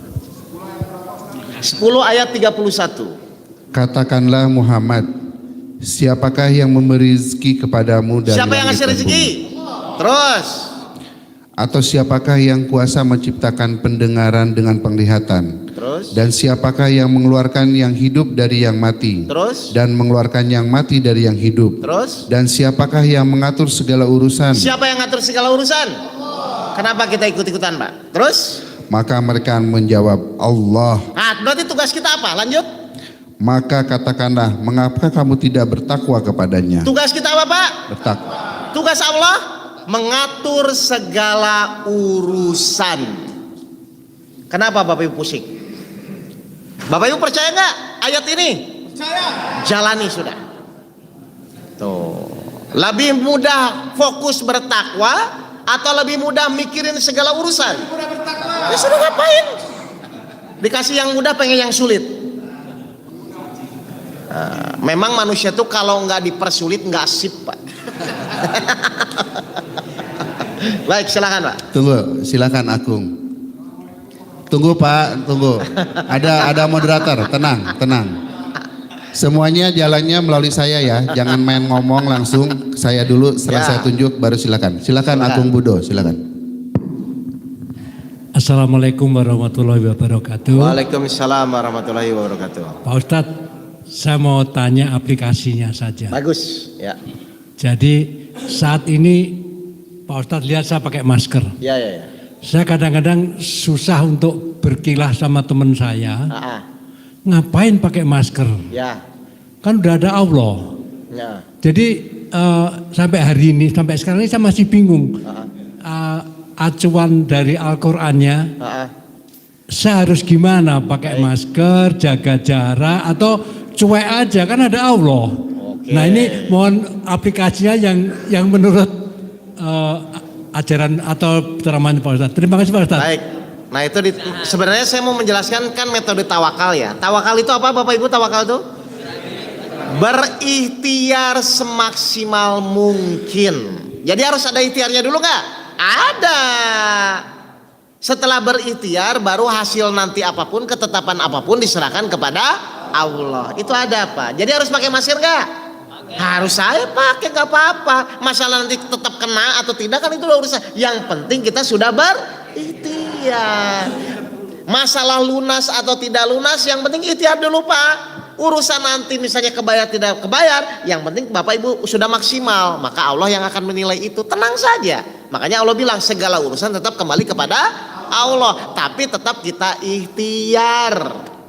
Yang kedua, saya pusing teman saya begitu terus, itu semua sudah atas izin Allah nggak Pak? Kalau sudah atas izin Allah harusnya diterima atau pusing dengan masalah temannya?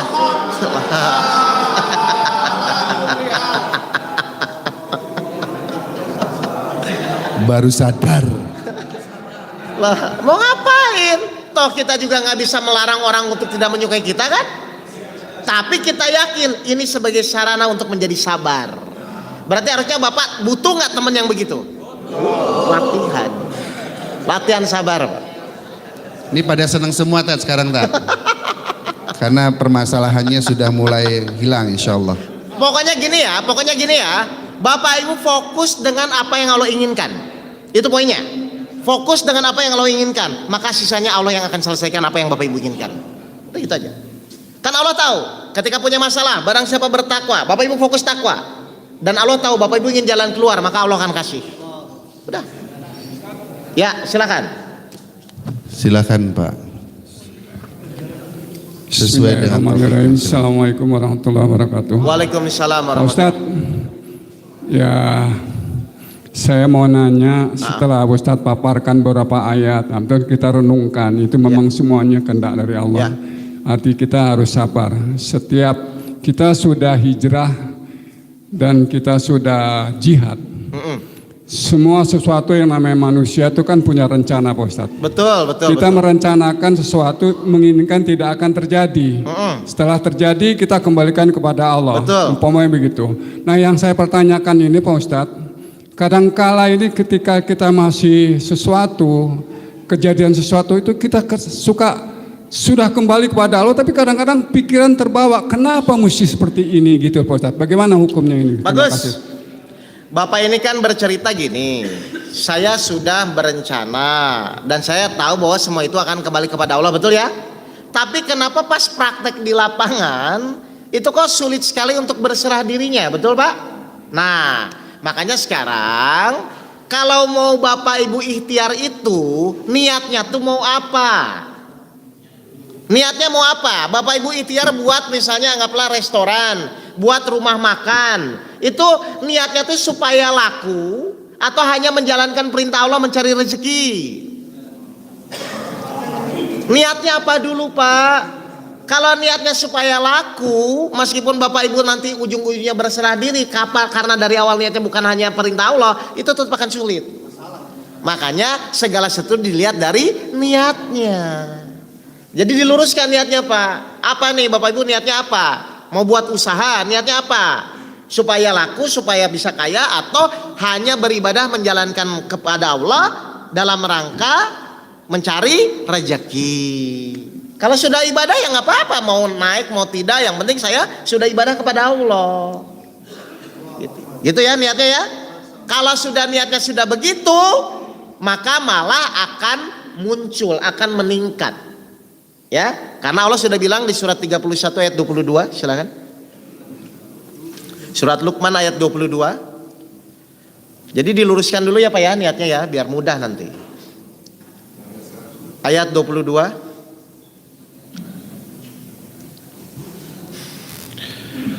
Dan barang siapa yang berserah diri kepada Allah. Ya, jadi ketika orang niatnya karena Allah, mudah nggak berserah dirinya? Mudah. Terus? Sedang dia orang yang berbuat kebaikan. Tetap ikhtiar. Terus? Maka sesungguhnya dia telah berpegang kepada buhul atau tali yang kukuh. Hatinya akan kuat Pak, tidak akan goyah. Dia akan berserah diri dengan mudah kepada Allah, karena niat dari awal hanya karena Allah. Makanya tolong Bapak Ibu yang masih punya anak-anak yang belum nikah, itu di briefing ya, diluruskan niatnya. Nikah itu bukan karena apa, tapi hanya menjalankan ibadah karena Allah, supaya kuat Pak pernikahannya Pak. Ya, kalau karena Allah ya sudah, belajar sabar, belajar ikhlas, saling mengalah, kan begitu sebenarnya. Kan orang menikah itu kan menyesuaikan kan antara pemikiran si suami sama pemikiran istri yang berbeda, kan begitu kan? Yang namanya menyesuaikan tuh berarti yang berubah itu dianya atau kitanya kalau menyesuaikan? Kitanya. Misalnya Bapak ingin sholat subuh di masjid, bangunnya harus jam 4. Berarti yang menyesuaikan tuh waktu sholat subuhnya atau kitanya yang harus bangun? Ya kitanya yang berubah, jangan keadaannya yang mau dirubah. Jelas ya Bapak Ibu ya? Jadi menyesuaikan itu perubahan diri kita ya, bukan keadaan masjidnya. Jelas Bapak Ibu nih? Bagus pertanyaannya. Baik, ada lagi? Silakan Pak. Ini Silakan, silakan. Pak P jangan khilafah ya. Terima kasih Pak Ustadz. Silakan. Kita sudah maklum Pak Ustadz mengetahui bahwa definisi takwa adalah melaksanakan segala perintah Allah, menjauhkan segala larangan Allah. Betul. Jadi perintah-perintah Allah ada terdapat dalam Al-Quran dan larangan juga dalam Al-Quran. Ya. Salah satu perintah Allah adalah, hai orang beriman, masuklah ke dalam Islam secara keseluruhan, Betul. secara totalitas. Betul. Jangan ikuti langkah setan, setan musuh yang nyata. Ya. Jadi berkaitan dengan ini, Ya. ada perintah Allah yang bisa diselesaikan harus berjamaah, Betul. harus dengan penguasa. Betul. Tidak bisa sendiri Pak Ustadz, Baik. tidak bisa sendiri, Ya. harus berjamaah. Nah, betul kan? Nah, jadi kemarin kita baru deklarasi nih Pak Ustadz nih, deklarasi untuk sebuah pimpinan. Bagaimana gitu ya? Nah, jadi kita juga Pak Ustadz kan tetap ada ikhtiar kan? Ya. Harus ada ikhtiar. Baik. Ikhtiar ini harus sesuai dengan perintah Allah. Betul, betul. Nah, jadi Bagaimana? demikian juga membangun rumah tangga karena Allah. Membangun negeri ini juga harus karena Allah. Bagus. Harus kemauan Allah. Nah, ini kan begitu Ustaz ya. Jadi bagaimana kita tegakkan khilafah? Karena dengan sistem ini kita tidak akan bisa menegakkan perintah-perintah Allah secara totalitas, Pak Ustaz. Ya, Terima kasih. pertanyaannya. Assalamualaikum warahmatullahi wabarakatuh. Oh, sudah. Ya, Ya. jadi pertanyaan saya, sudah.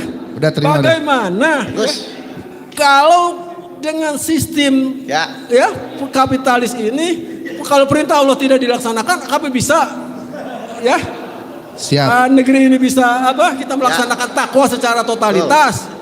Itu aja Pak Ustaz. Ya. Sudah Terima kasih. Terima kasih Pak. Assalamualaikum warahmatullahi wabarakatuh. Silakan, Tat. Ini lebih besar cakupannya. Oke. Siap ya. Pertanyaan saya, kalau situasinya kita belum sanggup merubah itu, berarti yang kafah itu hatinya dulu atau sistemnya dulu? Ketika Rasul waktu pertama menjadi Rasul di Mekah, itu bisa kafah atau tidak, Pak? Yang diperbaiki itu sistemnya atau hatinya dulu? Hatinya dulu. Contohkan kepada orang ketika Bapak Ibu yakin kepada Allah, contohkan. Kenapa harus hatinya dulu? Karena kalau fisik kita tidak mungkin bisa menang, benar? Tapi kalau Bapak Ibu meningkatkan keimanan Bapak Ibu, apa janji Allah? 24 ayat 55, itu yang Bapak maksud. Silakan. Perhatikan ayatnya. 24 ayat 55. Nanti Allah yang kasih, bukan kita yang berusaha, Pak.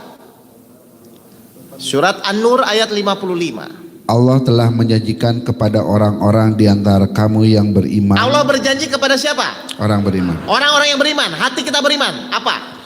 Dan mengerjakan kebajikan, bahwa Dia sungguh akan menjadikan mereka berkuasa di bumi sebagaimana Dia telah menjadikan kalau orang-orang kita sudah sebelumnya.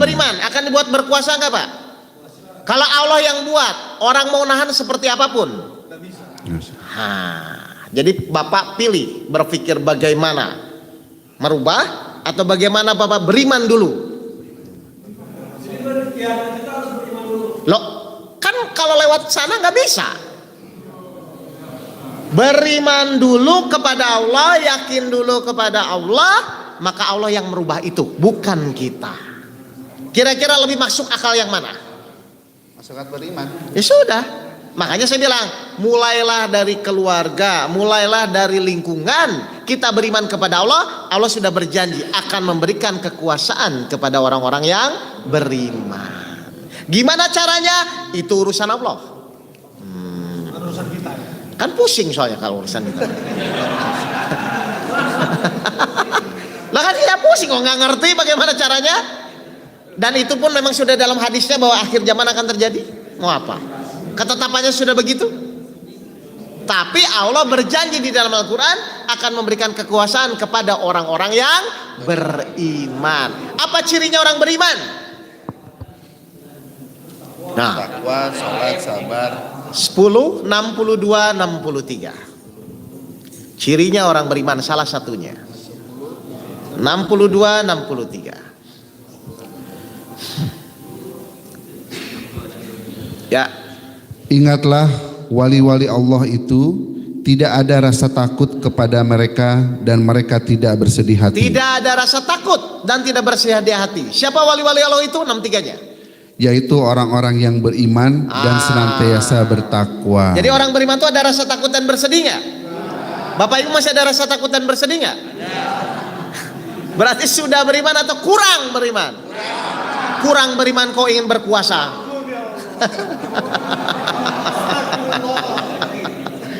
Kurang beriman ingin berkuasa, dari mana rumusnya? Jelas Pak? Ya. Pak Safi jelas ya. Jadi jangan memaksakan diri lagi untuk itu, karena serahkan sama Allah.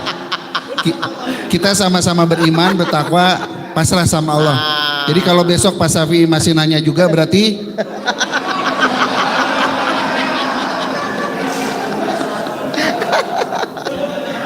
terjawab ya, terjawab, Masya Allah.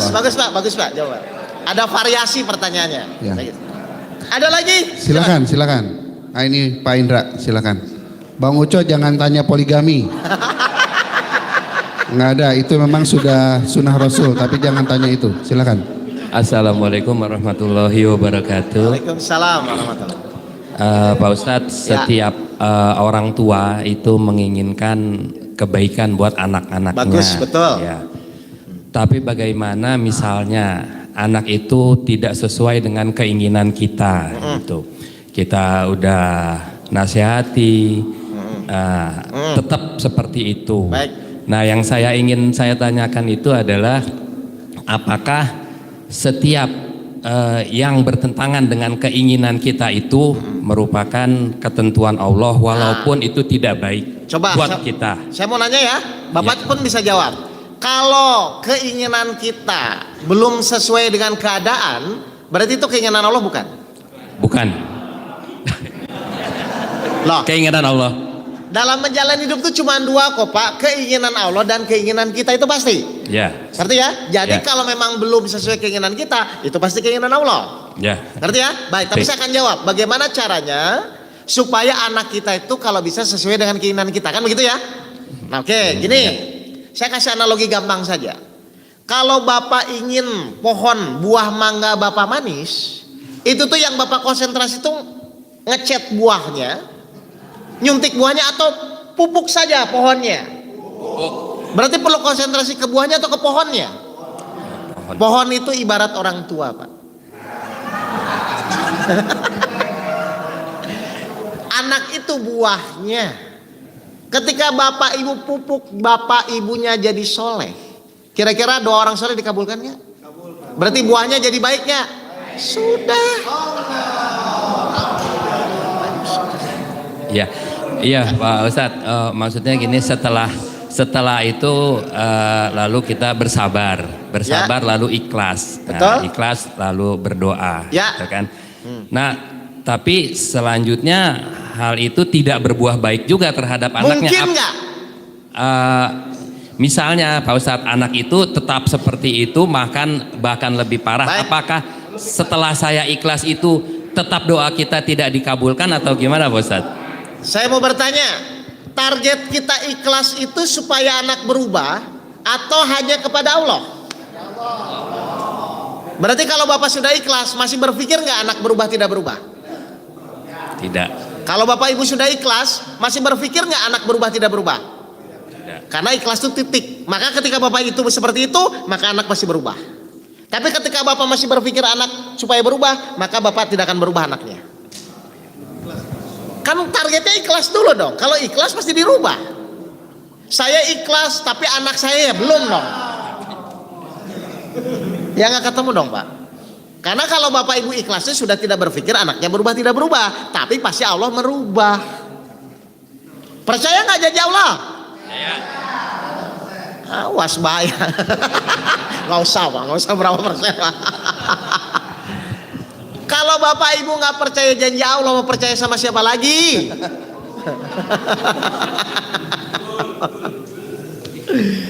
Baik.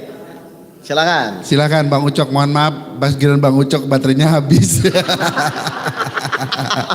Oh, habis. Silakan baterainya? Bang Ucok, tapi suaranya menggelegar. Oh ya udah, silakan. Tapi saya pesan jangan tanya poligami. Silakan Bang Ucok. Ya.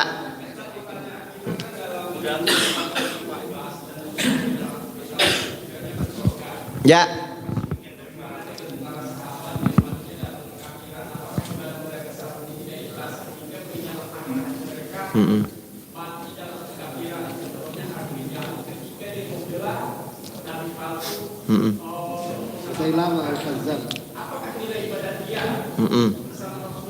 Ya. Baik. Yang tahu tuh kita atau Allah, Pak? Biarkan itu jadi urusan Allah, Pak.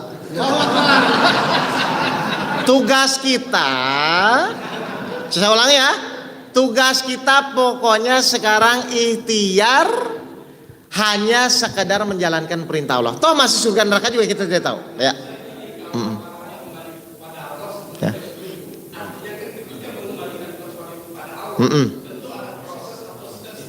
Bagus. Bukan artinya kan Bapak pertanyaannya adalah bagaimana ketika sahabat, kan Bapak ngecek sahabat kan, betul?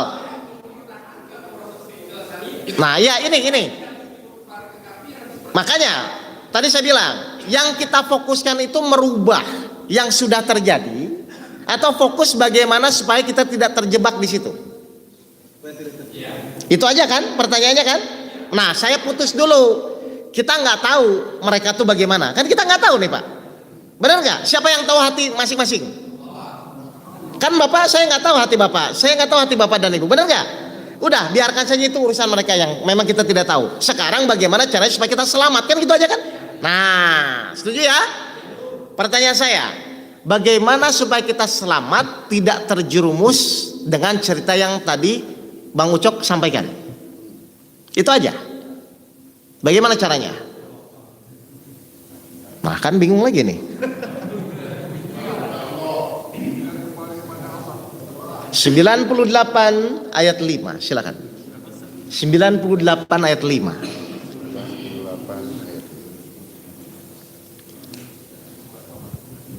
Nih Bang Ucok dengerin. Padahal mereka hanya diperintahkan menyembah Allah dengan ikhlas mentaatinya semata-mata karena menjalankan agama. Baik, boleh nggak ada niat yang lain Pak? Awas, saya hanya menjalankan perintah Allah apapun yang dilakukan. Terus? Dan juga agar melaksanakan sholat dengan menunaikan zakat, dan yang demikian itulah agama yang lurus atau baik, benar. jadi penilaian itu dari mana? Dari yang diperbuat atau dari niatnya dulu? Luruskan Pak. Yang kedua, Bapak Ibu tiap sholat itu di Al-Fatihah selalu mohon apa? Mohon apa itu? Tunjukilah kami jalan yang lurus. Berarti kita fokus di hasilnya atau fokus di prosesnya? Proses. Awas, kadang-kadang orang terjebak malah mikirin hasilnya. Contoh, kalau Bapak Ibu ingin buat teh manis, itu fokusnya di teh manisnya atau siapkan air gula dan tehnya saja? Ya sudah, diaduk, mau dipikirin tidak dipikirin, itu pasti jadi teh manis Pak. Karena bahannya benar kan? Berarti perlu mikirin teh manis atau fokus di prosesnya? Nah, sekarang Bang Ucok, fokus saja nanti dituju ilmu penjernih hati. Bagaimana kita ikhlas, bagaimana kita sabar, bagaimana kita tawakal, bagaimana kita sholat khusyuk, bagaimana kita beriman, bagaimana kita bersyukur, bagaimana kita zikir perbuatan. Fokus saja ini Pak. Nggak perlu mikir jauh-jauh apakah saya nanti mati di surga atau neraka. Kan kita juga nggak tahu. Jadi fokuslah di proses. Perlu mikirin hasil nggak? Nah, ngapain urusan Allah? Pertanyaan kedua, kenapa kita tidak boleh memikirkan hasil? Saya bertanya lagi, Bapak Ibu di Al-Fatihah itu minta proses, minta hasil. Nah, terus kenapa jadi mikirin hasil? Wong di sholat aja minta proses? Aneh nggak? Bapak Ibu di sholat itu minta proses, kenapa jadi mikirin hasil? Ayo, manusia. Jadi Bapak Ibu fokus saja di prosesnya, nggak usah mikirin nanti rugi atau tidak, masuk atau tidak, bisa atau tidak, itu bukan urusan kita. Urusan kita ikhtiar, istiqomah dan maksimal. Sudah begitu. Kan jadi tenang jadinya. Jadi Bapak perlu fokus nggak anaknya baik atau tidak Pak? Atau Bapak fokus di ikhlasnya saja, fokus di sabarnya saja? Sudah, ketika Bapak Ibu fokus menjadi ikhlas, menjadi sabar, anak berubah dengan sendirinya. Istri suami akan berubah dengan sendirinya. Makanya Allah bilang, makanya setiap hari kita minta, ya Allah tunjukilah kami jalan yang lurus. Kenapa Bapak Ibu minta jalan yang lurus?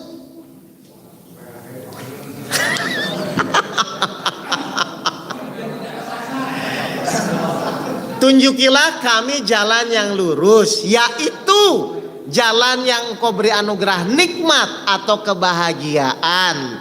Jadi ketika Bapak Ibu fokus di proses jalan yang lurus, kira-kira jadi bahagia atau tidak bahagia? Ketika prosesnya bahagia, mau hasil apapun masalah atau tidak? Tidak. Istri cerewet, kalau Bapak bahagia masalah enggak? Udah. Allah ya. Berarti fokusnya di jalan yang lurus atau di istri cerewetnya? Anak belum sesuai dengan keinginan kita, Bapak fokusnya di proses atau di anak berubahnya Pak? Prosesnya saja. Ikhlas, sabar, tawakal, beriman, udah itu aja jalani. Kan hasil nggak tahu Pak. Yo. Dan memang urusan Allah, dan Bapak pun minta proses kok, bukan minta hasil selama ini. Makanya hasil apapun itu tidak akan berpengaruh ketika kita di jalan yang lurus. Berarti kalau Bapak Ibu beriman pasti diberikan kekuasaan nggak? Ya sudah, fokus saja berimannya. Bagaimana meningkatkan keimanan? Untuk meningkatkan keimanan tuh butuh apa? Proses. Untuk meningkatkan keimanan. Ujian.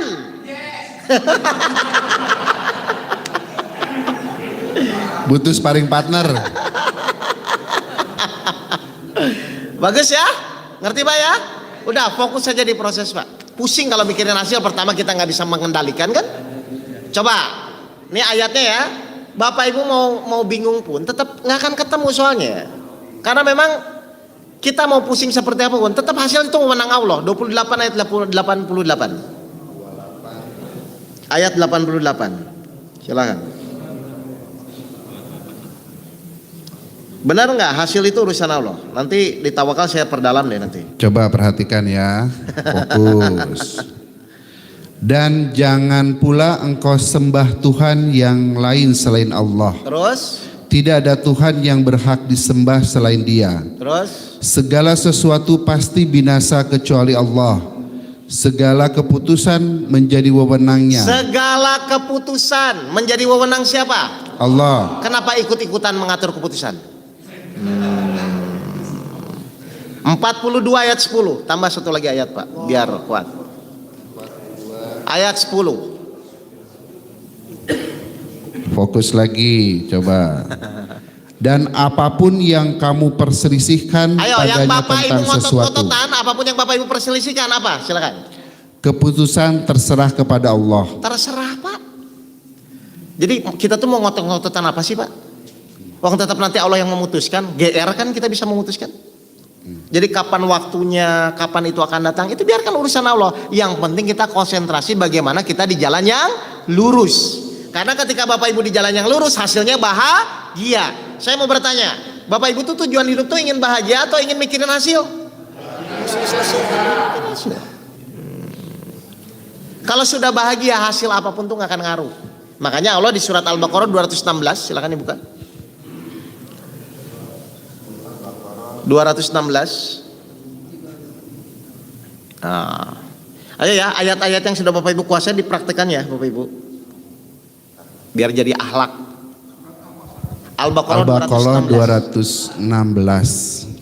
Perhatikan ya Bapak-bapak. Diwajibkan atas kamu berperang, padahal itu tidak menyenangkan bagimu. Tetapi boleh jadi kamu tidak menyenangi sesuatu, padahal itu baik bagimu. Dan boleh jadi kamu menyukai sesuatu, padahal itu tidak baik bagimu. Allah mengetahui sedang kamu tidak mengetahui. Jangan sok tahu. Seakan-akan ini nggak baik, seakan ini nggak pas, nggak usah sok tahu. Bapak Ibu fokus saja, pokoknya segala ketetapan Allah pasti baik ya Allah, saya akan jalani dengan jalan yang lurus. Sudah, semakin dekat kepada Allah, semakin beriman kepada Allah, tinggal tunggu janji Allah. Sudah begitu aja. Tuh, jadi hidup itu ringan-ringan Pak. Baik. Oh masih ya, silakan. Oh masih ada ya. Kita tinggal 8 menit lagi ya. Jadi mungkin 1 atau 2 penanya lagi. Silakan Pak Nur Rahman dulu. Bapak kalau sudah nanti sudah kasih kesempatan yang lainnya ya Pak ya. Silakan Pak Nur Rahman. Berarti ini judulnya ikhlas dulu ya, jangan ikhlas tawakal ya. Tawakal nanti minggu kapan lah. Nanti. Silakan Pak Nur. Assalamualaikum warahmatullahi wabarakatuh. Ya. Saya mau nanya kaitannya dengan proses dengan satu lagi ada ayat di At-Taubah nggak saya mengenai jual beli Ustaz. Ya. Artinya jual belinya kan artinya ada salah satu dari ini juga dari salah satu penceramah ya. Jika kita belum melakukan jual beli itu artinya tidak ada transaksi Ustaz. Maksudnya? Tidak ada invoice kalau dalam bisnis seperti itu ya. Oh. Di kehubungannya dengan apa dengan amal kita seperti itu Ustaz. Ulangi. Ini kan proses Ustaz kan menekankan di proses gitu. Satu lagi di At-Taubah itu ada mengenai jual beli artinya bukan dengan Allah itu tuh. Ini berbeda Pak. Maksud saya itu proses ini tuh maksudnya kita fokus bukan pada ketetapan Allah nanti di akhirnya gitu loh Pak. Ngerti nggak? Tapi proses secara ikhtiar aturan apa tetap harus dijalani gitu loh Pak. Artinya invoice silahkan saja. Tapi ketika misalnya belum dibayar tagihannya atau misalnya macet, nah itu sikap Bapak tuh bagaimana menyingkapinya? Nah itu yang saya kejar. Jadi kalau invoice juga harus ada, materi harus. Tapi ketika setelah ketetapan itu tidak sesuai dengan apa yang kita inginkan, nah Bapak sikapnya seperti apa? Ngerti gak Pak ini maksudnya? Apakah Bapak menghormati itu sebagai ketetapan Allah? Ya hormati, tapi tetap harus ikhtiar sampai masalah itu terselesaikan. Jadi bukan proses itu maksud saya. Setelah berproses itu hasil apapun itu tidak akan menjadi masalah gitu loh Pak. Karena Bapak tetap ikhtiarnya harus ada. Nanti di tawakal saya lebih jelaskan. Oke. Baik, silakan Tat. Ya. Silakan. Silakan Pak. Tadi ya Pak ini. Ya, silakan. Pak Hardman. Ini Pak Guru. Ya, silakan Pak. Jangan nanya ayat lagi Pak. Silakan. Bismillahirrahmanirrahim. Assalamualaikum warahmatullahi wabarakatuh. Waalaikumsalam warahmatullahi wabarakatuh. Syukran Pak Ustadz. Ketika tadi diungkapkan membungkus 100 menjadi 2000. Oh ya. Kemudian kita memberi. Ya. Kan mengharapkan Allah akan. Enggak. Kan saya bilang ikhlas itu titik. Enggak ada harapan. Bukan, insya Allah tadi dikatakan. Enggak, yang saya kejar tuh plongnya Pak. Bukan harapannya. Ketika Bapak Ibu melakukan itu, kalau plong itu benar. Tapi kalau berharap nanti jadi tidak plong.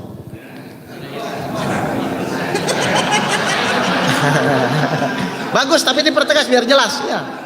Lagi Pak. Kan golnya plongnya, bukan masalah hasil nantinya.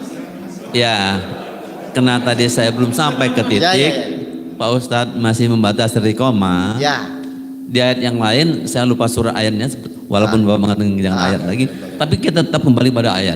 Iya betul. Nah, makanya terus salah satu bunyi ayatnya wala taksir, apa? Janganlah kamu mengharap lebih banyak. Betul. Nah, ketika tadi proses, ketika maunya manusia, nah ini yang jadi permasalahan ini. Ya. Kita mencoba menguasai diri, tidak maunya kita.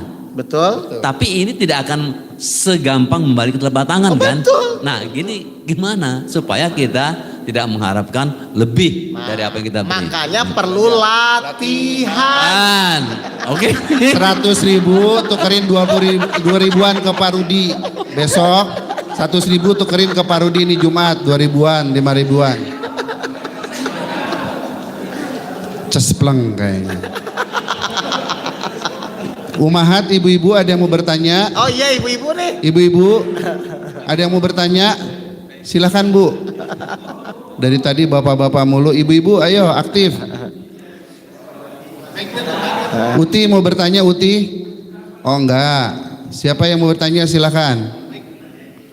Ibu Indar mau bertanya? Tidak ada. Ibu-ibu tidak ada. Istri Bang Ucok ada yang bertanya? Oh enggak dibawa. Baik Ustadz, kita ada hadiah kepada jamaah yang memang dari tadi mendengarkan secara fokus. Silakan Ustadz memberikan pertanyaan yang susah Ustadz. Tapi gampang kalau seandainya kita mendengarkan. Oke. Silakan Ustadz. Surat dan ayat berapa yang menyatakan bahwa orang-orang ikhlas itu tidak bisa digoda oleh iblis? Kan katanya yang susah tadi. Enggak, kalau nyatet bisa itu. Yang iblis berkata, aku tidak akan bisa menggoda. Kejahatan terasa indah kecuali tuh ibu-ibu tuh ibu-ibu. Ya, silakan Bu. Tolong Pak Kus. Ibu-ibu yang jawab tuh, yang di belakang malah dengerin tuh.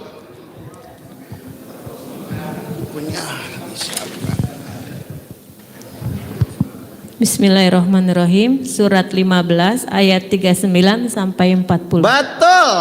Masya Allah. Berarti ibu-ibu memperhatikan. Pak Kus tolong diberikan. Biasanya Bang Wandi, cuman Bang Wandi fokus, terlalu fokus sekarang. Ada lagi? Cukup Tat? Baik, cukup ya. Baik, Bapak Ibu, mohon maaf berarti kajian hari ini masih seputar ikhlas ya. Nah, nanti Bapak akan saya jelaskan nanti di tawakal. Silakan nanti datang kajian berikutnya. Berarti ini bab ikhlas, nanti bab tawakal ya. Mudah-mudahan kita dipertemukan Allah lagi ya di dalam majelis taklim ini. Sekali lagi saya mohon maaf Bapak Ibu kalau tadi ada kata-kata saya menyinggung Bapak dan Ibu. Dimaafkan ya. Baik, mungkin yang kedua berdoa itu ya. Ya.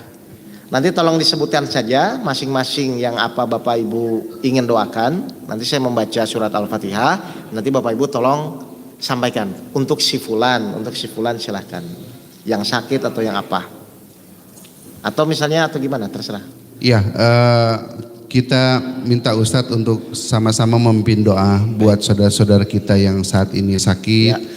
Yang sudah kami tahu adalah Ustadz Fendi, beliau masih sakit, masih di rumah sakit. Ya. Kemudian Pak Ostafar masih sakit tangannya. Terakhir Pak Miftah sakit. Kemudian Pak Alif, istrinya yang sedang akan melahirkan dan kebetulan sudah lahir. Masya Allah, sesar, alhamdulillah. Semoga sehat semuanya. Dan kita berdoa juga semoga jamaah di sini bisa tetap sehat, aktivitasnya tetap berjalan, jangan khawatir terhadap penyakit dan juga bisa melaksanakan apa yang Ustadz tadi sampaikan. Silakan Ustadz untuk memimpin doa. Baik. Auzubillahi minasyaitonirrajim. Bismillahirrahmanirrahim. Ya Allah yang Maha Pengasih dan Penyayang, kami mengucapkan surat Al-Fatihah. Mohon ya Allah fadilahnya disampaikan kepada junjungan kami Nabi besar Muhammad sallallahu alaihi wasallam serta keluarganya, serta khususan ya Allah kepada jamaah-jamaah Masjid Al-Uquwah ya Allah, baik yang sehat maupun yang sakit yang hadir juga di sini ya Allah. Mohon ya Allah bimbinglah kami agar kami selalu berada di jalan yang Engkau ridhoi. Auzubillahi minasyaitonirrajim. Bismillahirrahmanirrahim. Allahumma innas'aluka salamatan fid din wa afiatan fil jasad wa ziyadatan fil ilmi wa barakatan fi rizki wa taubatan qoblal maut wa rahmatan indal maut wa magfiratan badal maut. Allahumma hawin alaina fi syakaratil maut wa najata minan nar wa afa indal hisab.